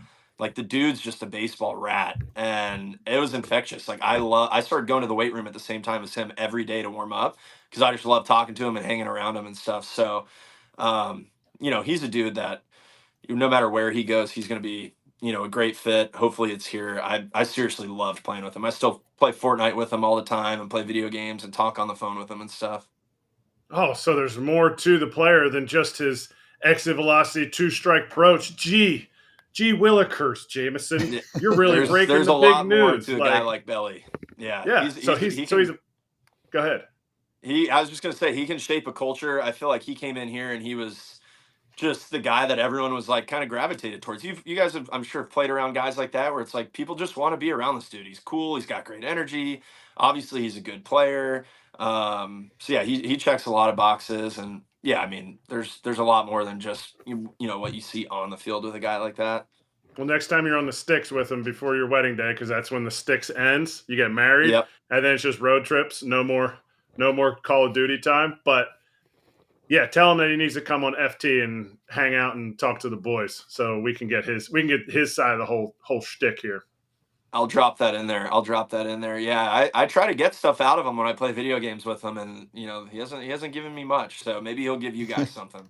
Yeah, I'm sure he'll just open up like a waterfall here. You said he's kind of a baseball rat. You tweeted about going on Baseball Reference, something I love doing, like looking at guys. I would never look at a dude's strikeouts. I would never do that to myself, but I would look at like Barry Bonds and like all the like bold and italic stuff.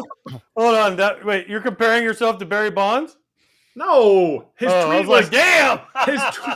What on earth would I compare myself to Barry Bonds for? Why the hell are you looking at Baseball Reference then? Because his tweet was, he's like, do you guys ever go on Baseball Reference and look at dudes' stats and like, oh my gosh, like, look what Randy Johnson did from, like, it's like bold italics, like highlighted the whole way through. So I would look through and like, I loved looking at like Barry Bonds' Baseball Reference. So no matter what AJ says, I'm on the same page as you. But when you're done and you retire, what do you want people to see from your Baseball Reference? What's the one Baseball Reference like highlight that you like? You're like, I mean, look, I've come to grips with the fact I'm not going to be a Hall of Famer. I've come to grips with all that. I just want to be healthy and post up and be a good teammate. And I think game started as a starting pitcher is extremely valuable. Just being a dude who's steady, who's out there every 5 days. So, yeah, just, having gone through some injury stuff earlier in my career, just the fact that you can be healthy and available and be out there, that means a lot to me at this stage of my career. Like, I think that's the way I can be the best teammate possible. It's just to post up, be on that lineup card, be out there, be available. But yeah, dude, sometimes I'll just get curious. Like, I grew up a diehard baseball fan. I was a big Astros fan, and I'll go on Baseball Reference and just be like, oh, dude, remember like Morgan Ensberg? Like, that dude was a freaking hero to me back in the day, dude. Like, I used to be in my backyard being like, right now I'm Adam Everett playing shortstop or whatever, and I'll go look at their Baseball References and be like, everyone was a hero to me back then. And I'll go back and look at guys' Baseball References and be like, what did their career actually look like now that I'm in the big leagues playing and stuff? Yep. Yeah, we swept that team. They sucked. So sorry to Jameson. You broke my heart back then, dude. Well, he didn't say he was picturing AJ Pierzynski at the plate. That's fine. Right? It broke his heart. He booed me as a kid. It's not fine. the first time. Yep. Yeah, exactly. I mean, it's okay. So we had Lucas Giolito on. Actually, we had Jonathan Papelbon on yesterday. We were talking about Lucas Giolito, and he's a big gamer. And before his starts, he goes on video games and pitches as himself against a team. I've heard that. Jonathan Papelbon's like, can you imagine this? So do you do that? No, I've never done it. I don't play sports games anymore, but I've heard Giolito does that. I feel like I've heard Max Fried might do a little bit of that too. And it is interesting because they're not just pulling those heat maps out of nowhere. Like, I'm sure they have numbers that show guys hot and cold zones, but with all the data and stuff, at the end of the day, to me, the older I've gotten, it's more simple than I used to think it is. It's like, dude, a fastball down and away, unless you're facing Mike Trout, is a good pitch all the time. A slider down and away is a good pitch. Like, a fastball above the zone is going to be a good pitch. So, I don't know. A lot of my, like, preparing and, like, stuff I look at more is, like, who swings at the first pitch, who's super aggressive, who's super passive, stuff like that. But when it comes to, like, hot zones and cold zones, I feel like, for the most part, it's pretty much the same. Wait, so Dean Traynor was wrong? You don't just throw the fastball inside. Jim Benedict, throw the fastball inside. The fastball in's not a bad pitch. That's not a bad option either a lot of the times. It's a ball.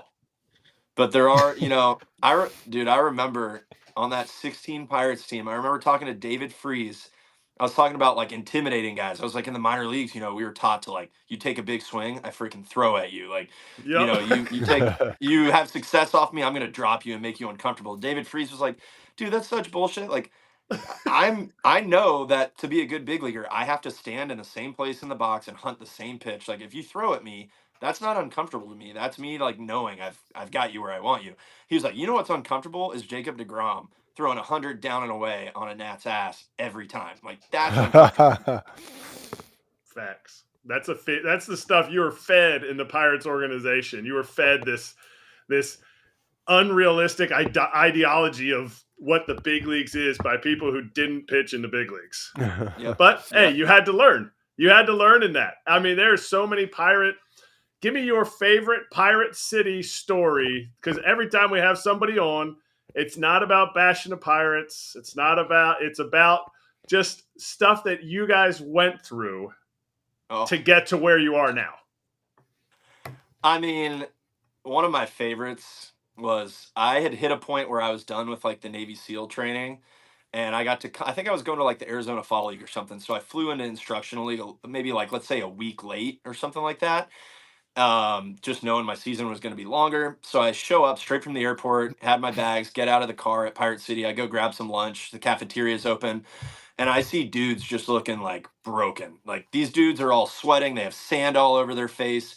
And they're sitting down eating like ration meals, like just soup and apples for the day. And I'll just never forget seeing like Alan Hansen and all these like top prospects sitting at a table, just looking defeated, having, rolled around in the sand all day, getting punished, just eating like their little apple and their soup. That's one that sticks out to me. But I was actually talking to some buddies the other day. Pirate City back in the day seemed kind of like a jail cell. You're stuck in there, there's curfew, whatever. When you're 18, 19, 20 years old, you want to be running around. You don't want to be stuck in your dorm room. And I was like, dude, we actually had it pretty good back then. Like, you had good food provided to you all the time. We just played video games. We all hung out together. Now me and all my buddies are all, living so far away. I was like, dude, maybe for a bachelor party, I should just like rent out Pirate City and we just hang out, play video games, get food made for us. Do it. I would go back to those times, Bob Nutting would take the money. For sure. Put it right into the roster. Right into the roster. Hey, I got to ask you this question. How was I got the Yankee Met hat on? How was it like playing in New York, man? It's a different ball game up there. What do you think? How was it playing for the Yankees? It's definitely a different ball game. I loved it. I love New York City. Me and my fiance lived down on West 16th Street, so we were, right in the thick of the city. I feel like in 2 years we took New York for everything it had to offer. We were eating at, so many different restaurants. I was taking the subway all over the place. We just, we took advantage of it. We were doing all the New York things. I loved playing for the Yankees. I mean, you talk about just an organization that treats players the right way and families, and you're always staying at the nicest hotels. You always have the most access to all these resources. And I just being a part of that clubhouse, like I went from playing in Pittsburgh with a bunch of my absolute best friends in the world, but we all came up through the minor leagues together. And then I step into a clubhouse there, and it's like, you've got multiple dudes making over $20 million a year. They're hosting big team dinners all the time. And guys are opening sick bottles of wine on flights and passing around all that. Like, I just remember walking into that clubhouse and being like, this is very different. This is not what I'm used to. So I loved it. I mean, I loved it. I had a great time. But yeah, I mean, keep in touch with a lot of those guys. It's definitely different though. The media, the city can be a bit of like an energy sucker. Sometimes you just need to go hide in a dark room and recover and get away from it all. Jameson, so one of your boys from your Yankee days, and technically I guess your Pirate days too, Garrett Cole, obviously had another freaking year. Did you see the reports this offseason when the Yanks, and obviously many teams were going after Yamamoto, and at one point someone's like, the Yankees didn't want to offer Yamamoto more than Garrett Cole. And I'm like, Cole doesn't care. He would want the guy on the team. That his contract's years ago. Plus, if you picked up, which it'll get picked up for him, Cole's contract ends up being now like $360. So did you see that? And knowing Garrett Cole, can you just kind of explain, because we haven't talked to him yet this offseason, how he would more than welcome another top-end starter to his team? It wouldn't be like, your contract's currently larger than mine. Yeah. I mean, first off, Garrett's one of the most intense teammates, like dedicated to winning, that I've ever been around. Like, this dude's winning the Cy Young Award. He's making the money he's making. That dude is out there for every pitch of every game. He's sitting in the dugout, which you guys know, a lot of starters enjoy the game from inside on the training table, whatever. Garrett's out there watching, video of the hitters and talking to the hitters and hitting coaches and manager. Like, he's so engaged in the game that you see a guy like that, like, he's at a point of his career where he's made his money. He's good. All he wants to do is win. And then, we were just talking about New York and the Yankees. Like, talk about a dude, too, that just knows the responsibility of wearing the pinstripes. Like, he wants to win in New York. He doesn't care about if someone made $1 million more, $10 million more. He literally just wants to win. So yeah, I thought that was maybe just some speculation or people overanalyzing it or something. I think Garrett would have been very happy to play with him. I mean, do you ever have a conversation with Garrett Cole, Musgrove, Charlie Morton, just to name a few of what could have been in Pirates uniform if you guys could have stayed there and Bob Nutting would have ponied up and kept you guys around? Because that's a pretty good 5-man rotation there you guys have in Pittsburgh, along with some of the other pieces that were traded away. Yeah, we've definitely all talked about it over time, and you can bash a lot of what the Pirates did in the minor leagues, but at the same time, you also have to realize they did a good job of scouting. They drafted a lot of good human beings. I made seriously lifelong friends in that organization. Musgrove will be at my wedding. Garrett will be at my wedding. Chad Kuhl, Trevor, all those guys will be there. Adam Frazier, you just play with some pretty special dudes. So yeah, we've talked about just how at that point in time, Pittsburgh was the biggest thing to us, and we all wanted to win there, and we all wanted to bring championship baseball there. And it's kind of sad that we never were able to, and when we were there, we didn't take more advantage of it, and it took a lot of guys going elsewhere to have even more success, because we all talked about wanting to get it done there. So yeah, I mean, it would have been cool, but it just wasn't meant to be. And obviously, a lot of guys have gone elsewhere and had success, which is awesome for them. All right, I have to ask you, will Stetson Alley be at your wedding? He will be. Wow, but okay. He just had his second kid yesterday, so he's only coming in for the day of and flying right out. But okay, he will be. Yeah, me and him are in a group text. We talk all the time. Okay, and everyone, Scott's looking at me like, I know who Stetson Alley is. I'm a prospect. His dad was my high school coach. Okay, so that's really? So his dad Danny was my high school coach. So that's why, and his dad always said, "Oh, Jameson and Stetson were drafted together, and we're coming up together." We lived together for a couple off seasons and stuff. Yeah, exactly. So okay, cool. Jameson, I got another teammate question for you. So I've been asked a ton about him recently, and I'm like, listen, I can tell you what I saw on the mound. Dude was great in the first half, got hurt in the second half. I don't know what he's like as a teammate. Obviously, maybe some people think he's misunderstood. I love his antics on the field. Give me the lowdown on what it was like being teammates with Marcus Stroman and what you think his free agent value is like right now. I liked playing with Stro. And he's a hot topic. I feel like I got asked when I played for the Yankees, I got asked a lot about Judge and what's playing with Judge like. And when I played for the Cubs, I got asked a lot about what Stroh's like. Stro is definitely someone who knows at this point in his career what he needs to do to be successful. So there's not a lot of eyewash. He's not a guy who gets to the field at 1 p.m. for a 7 o'clock game, but he shows up, he goes to work, incredible routine, great body control, just a crazy good athlete. I loved watching him move on the mound, and some of the stuff he does in the weight room is wild, the walking handstands and stuff like that. Just a crazy good athlete. I enjoyed playing with him. He's a good teammate. He takes the ball. He competes. I seriously enjoyed playing with him.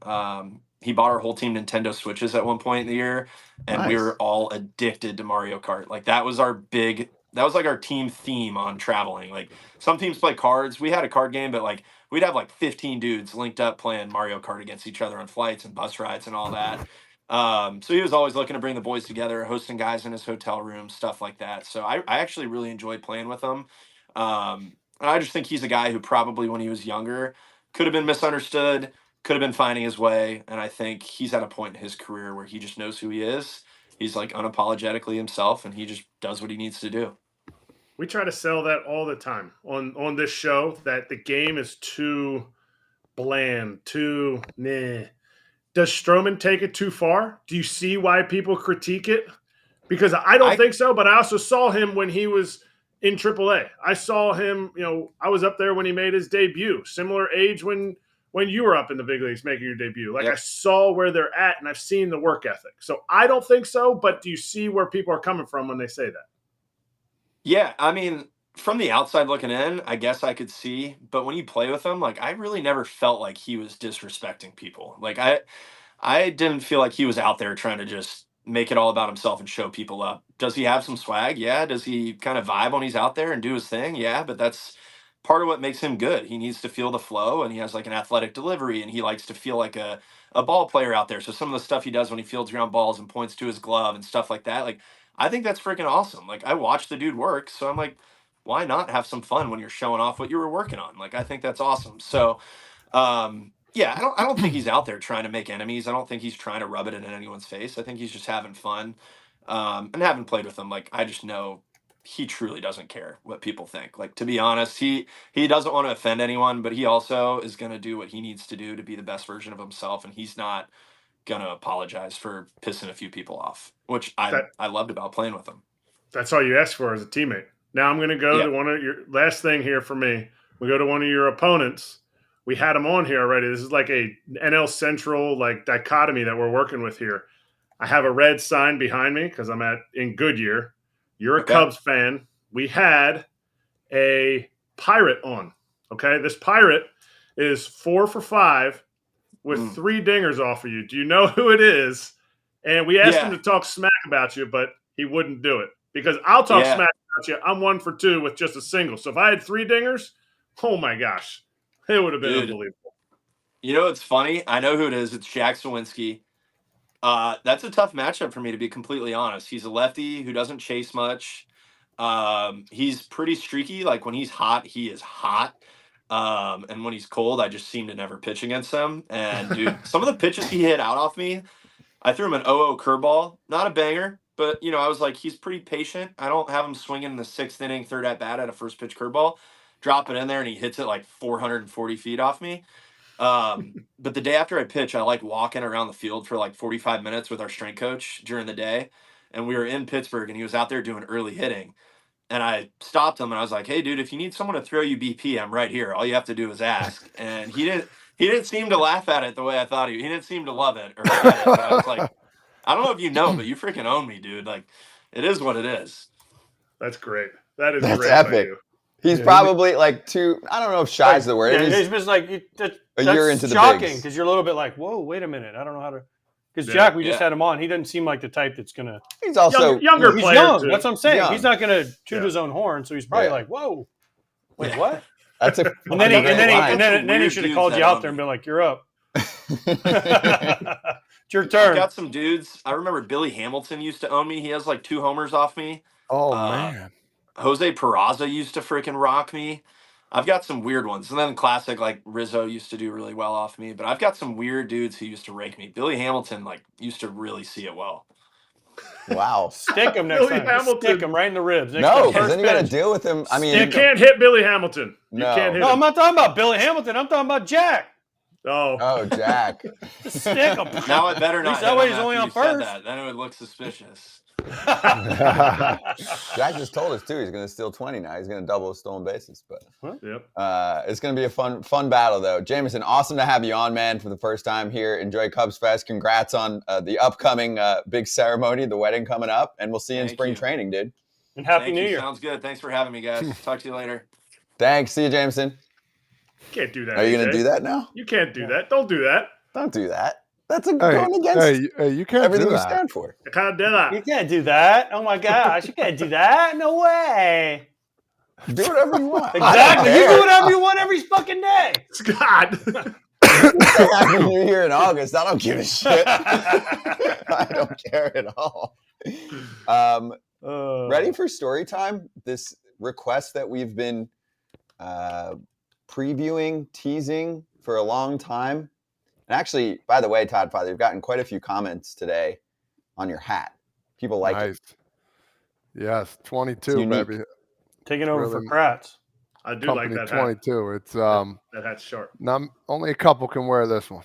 Yeah, exactly. You're in an exclusive club. Also, whatever club you want to call it, you're in it for a play that went re-viral over the past week. And we had many FT fans sending it to us on our various social platforms. Here it is. So why don't you give us the play-by-play and whatever you can behind the scenes of what the hell's going on here with the hidden baseball trick. So DeGrom was pitching. Excuse me. DeGrom was pitching, and you got to do whatever you can. He's going for a Cy Young. He won his first Cy Young that year. I'm in there talking to Gary DiSarcina, bro. I literally caught the ball, then dropped it, and it ricocheted on the bottom on the first row there. It hit the ground, and I think I kicked it, and the other guy picked it up. But as I was going down, there was this shiny plastic ball. It's a real baseball, but it's plastic, overhang to it. So you see, I catch it as I'm going down. So that ball was the one that landed by my glove. As I hit the ground with my glove, the ball ricocheted. I'm just trying to feel for the ground. It's like, I was blind down there looking at it, and I grabbed the ball, and I'm like, you know what? And as I go to look up, the umpire peeks his head over, and he's like, out. And I'm like, all right. And I'm like, oh, my God, I think I got the wrong ball. And hindsight 2020, I should have gave the ball to DeGrom, too, because I threw it in the stands. I didn't want anybody to see. I should have gave him the ball, so he'd be like, oh, my God, where did you get this ball? Maybe he would have threw it one pitch. I think that would have been funny. But, yeah, I remember Dave Roberts the day after gave a sponge ball to Votto, and he threw me a ground ball like before the game started, little practice ground balls, and we had a good laugh with that. But, yeah, it's one of those things I got very lucky, and people are like, oh, you're a cheater, this and that. I'm like, well, sometimes if you ain't cheating, you ain't trying, right? That's I felt like the guy on that commercial, the basketball kid. No, Mr. Ref, the ball went off me. Let's give it to them. So they yes. I know you're talking about. Hell no. Have you ever seen the kid in the stands, Todd, that like he's went viral? I think a few times this has happened where he's got the baseball, he catches the foul ball, and then tosses the baseball to a younger fan or a different ball, a female fan that whatever, right? Like he'll just be like, "Oh, here." And it's like the guys at Wrigley Field who catch the home run and have a ball waiting, and they want to keep that when they throw something else out or something. But I did it in a real game. Honestly, I'm not thrilled about what I did. I mean, I don't want the kids thinking I'm crazy, that I'm not a good ball player or human. Listen, it was just there. I grabbed it, came up. You got away with it, man. Another out for your pitcher. He was happy I caught it. So maybe does that make you a bad human because you faked out an umpire? No, he's a hero. I mean, all right, Todd, he's a hero. He's a hero. Todd, I have to ask this because after watching this, it reminded me. Do you remember 2014? I was catching. I think you were running, and there was a play at the plate, and I tagged you, and Bob Davidson was the home plate umpire, and they called you out, and I missed you by like forever. Do you remember this? It was in St. Louis. But I'm sure did I say something to him? No. Okay, so listen. So they go to replay. Bob Davidson called him out, and Bob Davidson was one of my favorite umpires. Okay. Oh man, I missed you. I knew I missed you, but he called you out, so I'm like, yeah, throw it around. He's out, right? And then they go to replay. They do the whole replay thing, and they come back and they're like, he's out. And I'm like, got my mask on, and I'm like, oh chuckling. My God. So Bob gets over my shoulder, and he goes, you missed him, didn't you? And I'm like, oh. Not even close. Oh, my God. And he just said to me in my ear, he goes, just do me a favor. After the game, when the reporters ask you, just say you tagged him. I said, you got it, Bob. Whatever you want, buddy. That's terrible. And I swear it was you running. And that's Bob in a nutshell, though. That's what Bob would do. I had a big spat with him. He called me the B word during the game or whatever, man, screaming at me. And then he apologized the year after, said he was going through some things. But yeah, that's some of them umpires there. Yo, man, help me out, man. I helped you. You helped me. No, that's life. I'm going to tell the guy I freaking missed him. I got away with it, and that's it. You move on. Whatever. Yeah. I feel like a bad human, though, that I faked out the umpire. Hell no, I feel great about it. No, you're a hero. Hell no, I don't care. You're a hero. Todd's a hero. Yeah, dude. Todd, I'd be like, that's Scooter, you know who wouldn't do that? Is this guy below me right here. I would have said, Bob, don't even go to replay. Yeah. I never tagged him. Yeah, exactly. Just make the right call. Dude, if they would have called him safe, I would have got ejected knowing I didn't tag him. But I have a follow-up on the fake baseball that turned into the out. So immediately afterward, did everyone know right away when you go back into the dugout? Do you tell DeGrom like, yo, that was a fake baseball, dude? I told Gary DiSarcina, our bench coach, and then everybody started, and I told David Wright, and then it kind of got around a little bit. And, yeah, man, it's one of those things that just happens. And I was hoping at the end, like all of a sudden, don't sell baseballs at games anymore. Kids aren't allowed to buy baseballs because of what I did. But now, looking back on it, we got the win. DeGrom got the Cy Young, and I played a crucial part in that baseball right there. So I picked up an extra out for the Cy Young winner. I like watching the video of how you're talking to DiSarcina in the dugout, and you're like not moving because you're like, oh, maybe somebody sees me. Like you were kind of like, can you believe that? And he's like, oh man, and nobody, you're talking in the dugout. You think everybody's watching you. Exactly. So you can know what Todd looks like when he's lying, because he was definitely lying. Listen, there's been some bad calls. Like AJ said, I missed the tag. I called him out. AJ, you should have been the better man. All right. Hell no. Dude, I'm the anti that. Are you kidding me? That commercial comes on where they're like, "No, Mr. Referee, that ball hit me." I'd be like, hell no, it never happened. And you got the teammate. The teammate's like, "Come on, man, don't do this to us." Guy just lost a state championship for being honest. God bless him. Jesus. Wait, the real loser is the replay review dude who didn't see that you didn't make the tag. I faked it good. Hey, 14 was the Wild West for the replay. Oh my God! Yeah. That was like the first year. 14 was our first play of the year. Jose Reyes, we're playing the Rays. Jose Reyes pulls his hamstring running to first base, and it's like a do or die play, diving. It was unbelievable. It could not happen worse for our replay guys. And it was like they had to figure out how to, do we call? Do we not call? Is this a replay? First inning, Reyes is getting helped off the field. It was a debacle for that first year for most teams. That was tough. That was tough. I got a sac fly in Miami, and catcher catches the ball.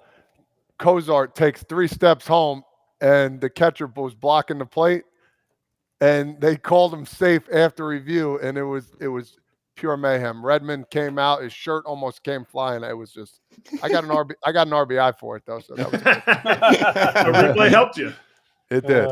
They must have had bad tech setup. It must have been like where, growing up, you didn't have certain channels, like if you didn't have like HBO or something, but it would come in kind of like fuzzy or whatever. And it was the rules too. The rules were stupid. I remember the first time we had it, we were in Yankee Stadium. I was on the Red Sox. There was a ball in the left field line, and it was clearly foul.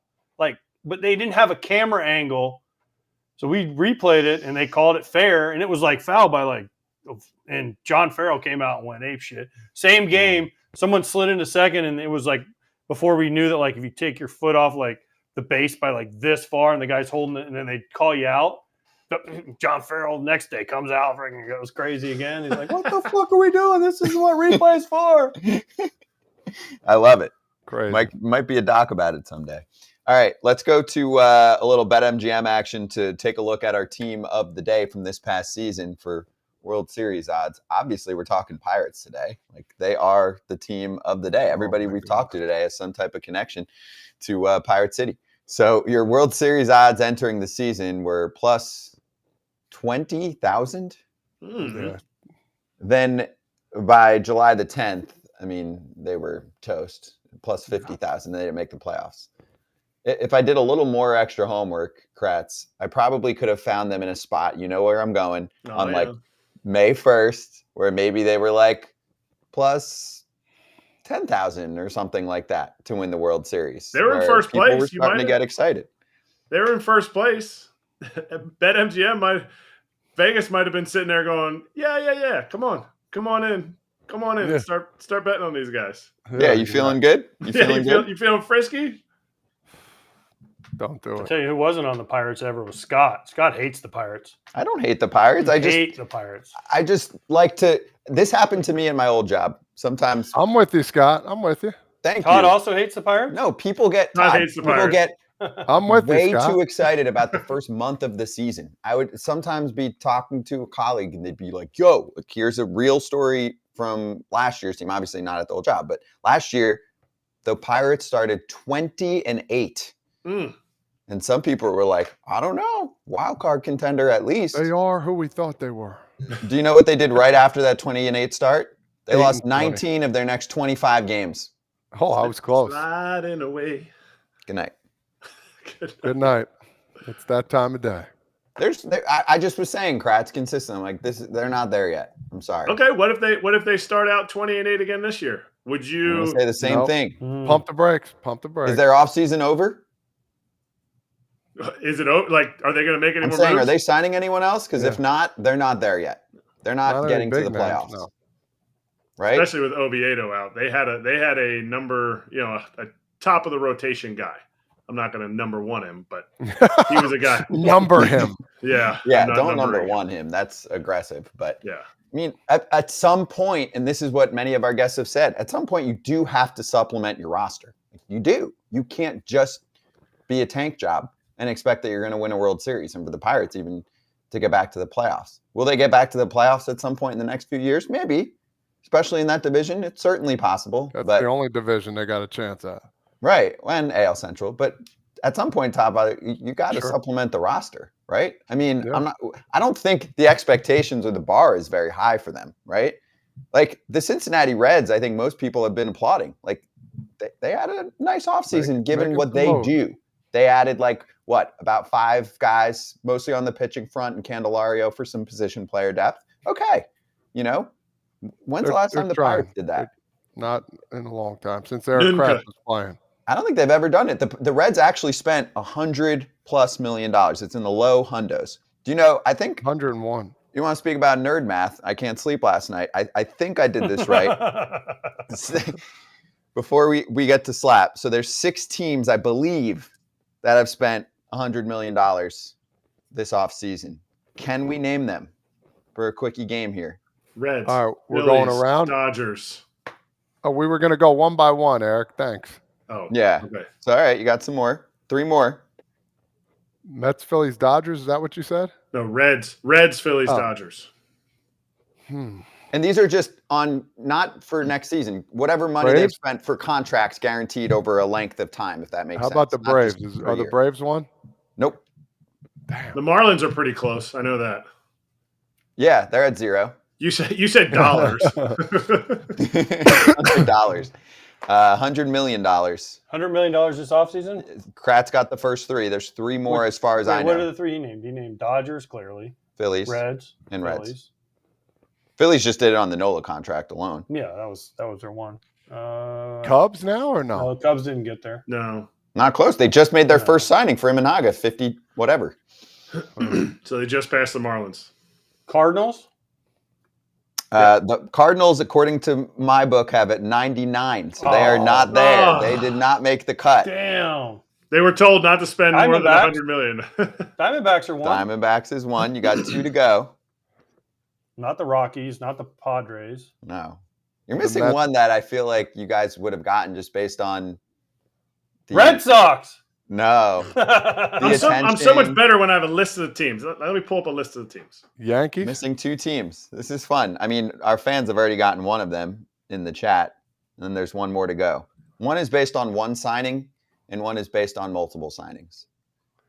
1 signing. There was an $100 million plus contract for a team that put them over that top alone. And did Kansas City spend $100 million? Kansas City Royals done it, yeah. That's and not the Giants one. The other one. And the Giants with Lee. Yeah. There you go. Good job, Todd. Giants. Thank you. Good job, Todd. It's actually a good trivia question because it's scattered and it's not what you'd expect. And that's where, people that are crying for a salary cap, like, I'm sorry, the Royals, the Diamondbacks, the Reds, they're among the biggest spenders of the offseason. It's not about that. It's just some teams don't want to spend this offseason. So Armin said Tigers. I don't think the Tigers got to 100, but close. I mean, they've done some good stuff here, but that was fun. Anyway, for your BetMGM offer on the BetMGM Sportsbook app, $5 to receive $158 in bonus bets. It is on when you use the promo code FOUL, FOUL. Sign up and deposit at least $5 into your new account on the app or on the website. Place a wager in the amount of at least $5 at standard odds price. And once you place a bet, you'll receive $158 in bonus bets regardless of the outcome of your wager. Got to use the promo code or the bonus code, whatever you want to call it, FOUL, FOUL. Slap hands.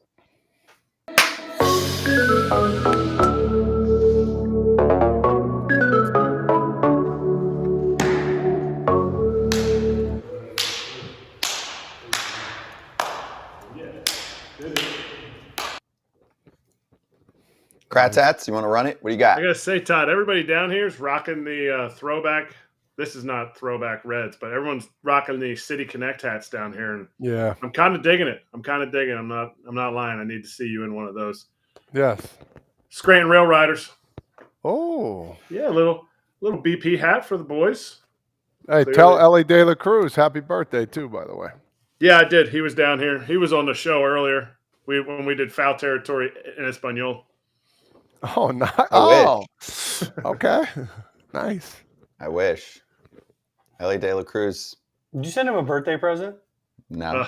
Yeah, look at Why that. asking He was me? a fan. It's He Scott's disappointed me as a glowing. fan. There's Scott's two of us. glowing right now. This Yeah, is he 2 is. on 2. Todd Father likes him too. Ellie De La Cruz is what I Love call him. good for the game. Even if he doesn't end agree. up being a superstar and he's just an average player, but his skill set is so unique, good for Or the in game. AAA. Fun No, player to watch. he's going to have to be a superstar. I think he's going to have to take off this year.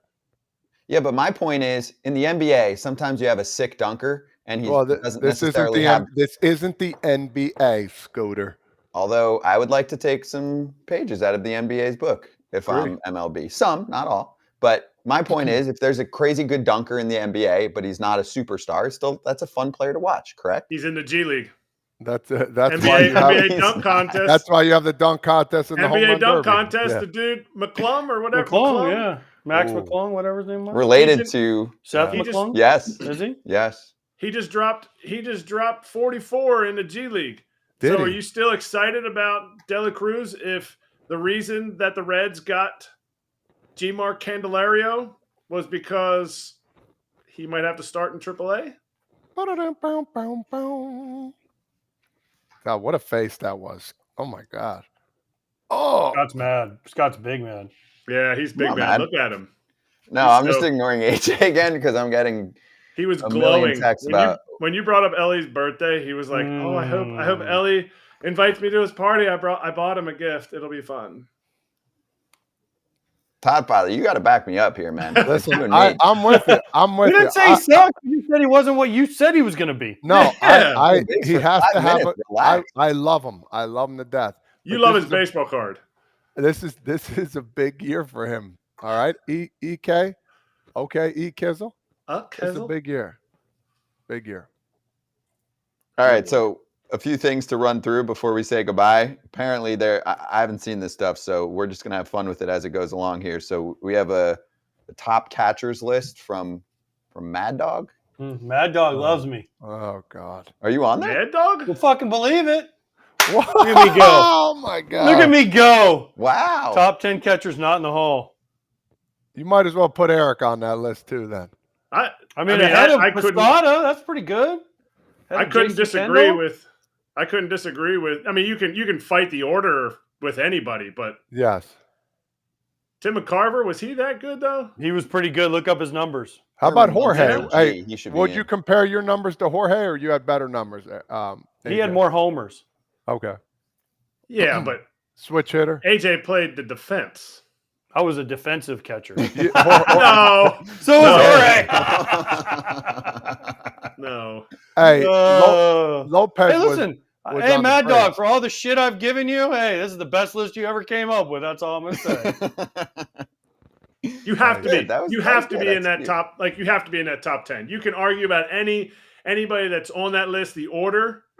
If you're not in that top 10, the person that's doing it's high.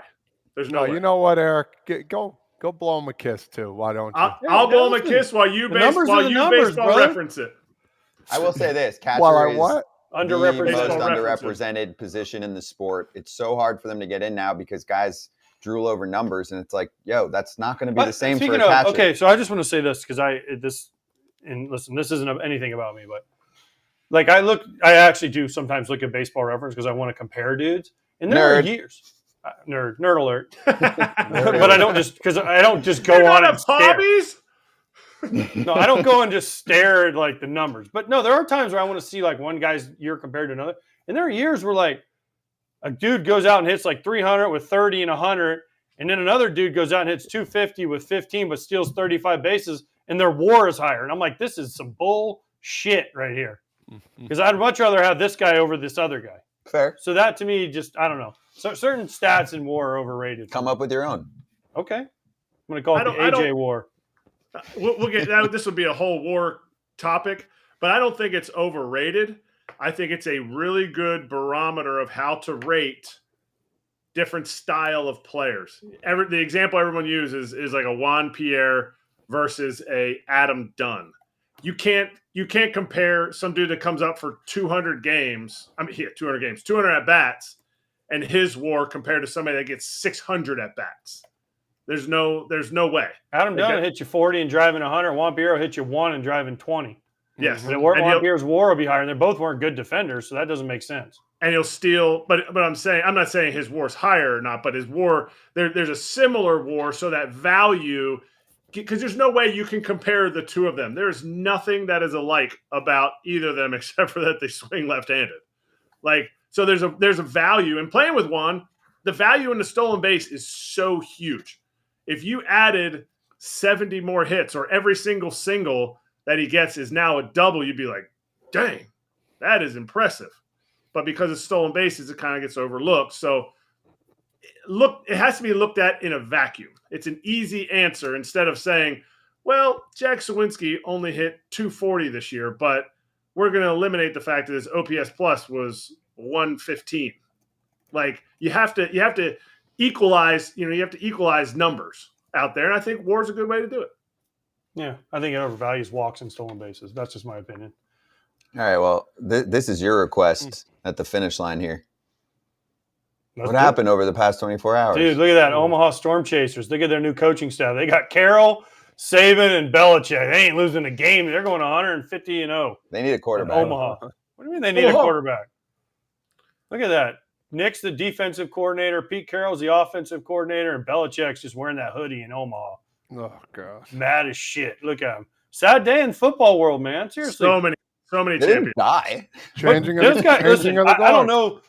I don't know Changing Saban and Belichick. I've been around Pete Carroll. Pete Carroll's one of my favorite people I've ever been around in my life.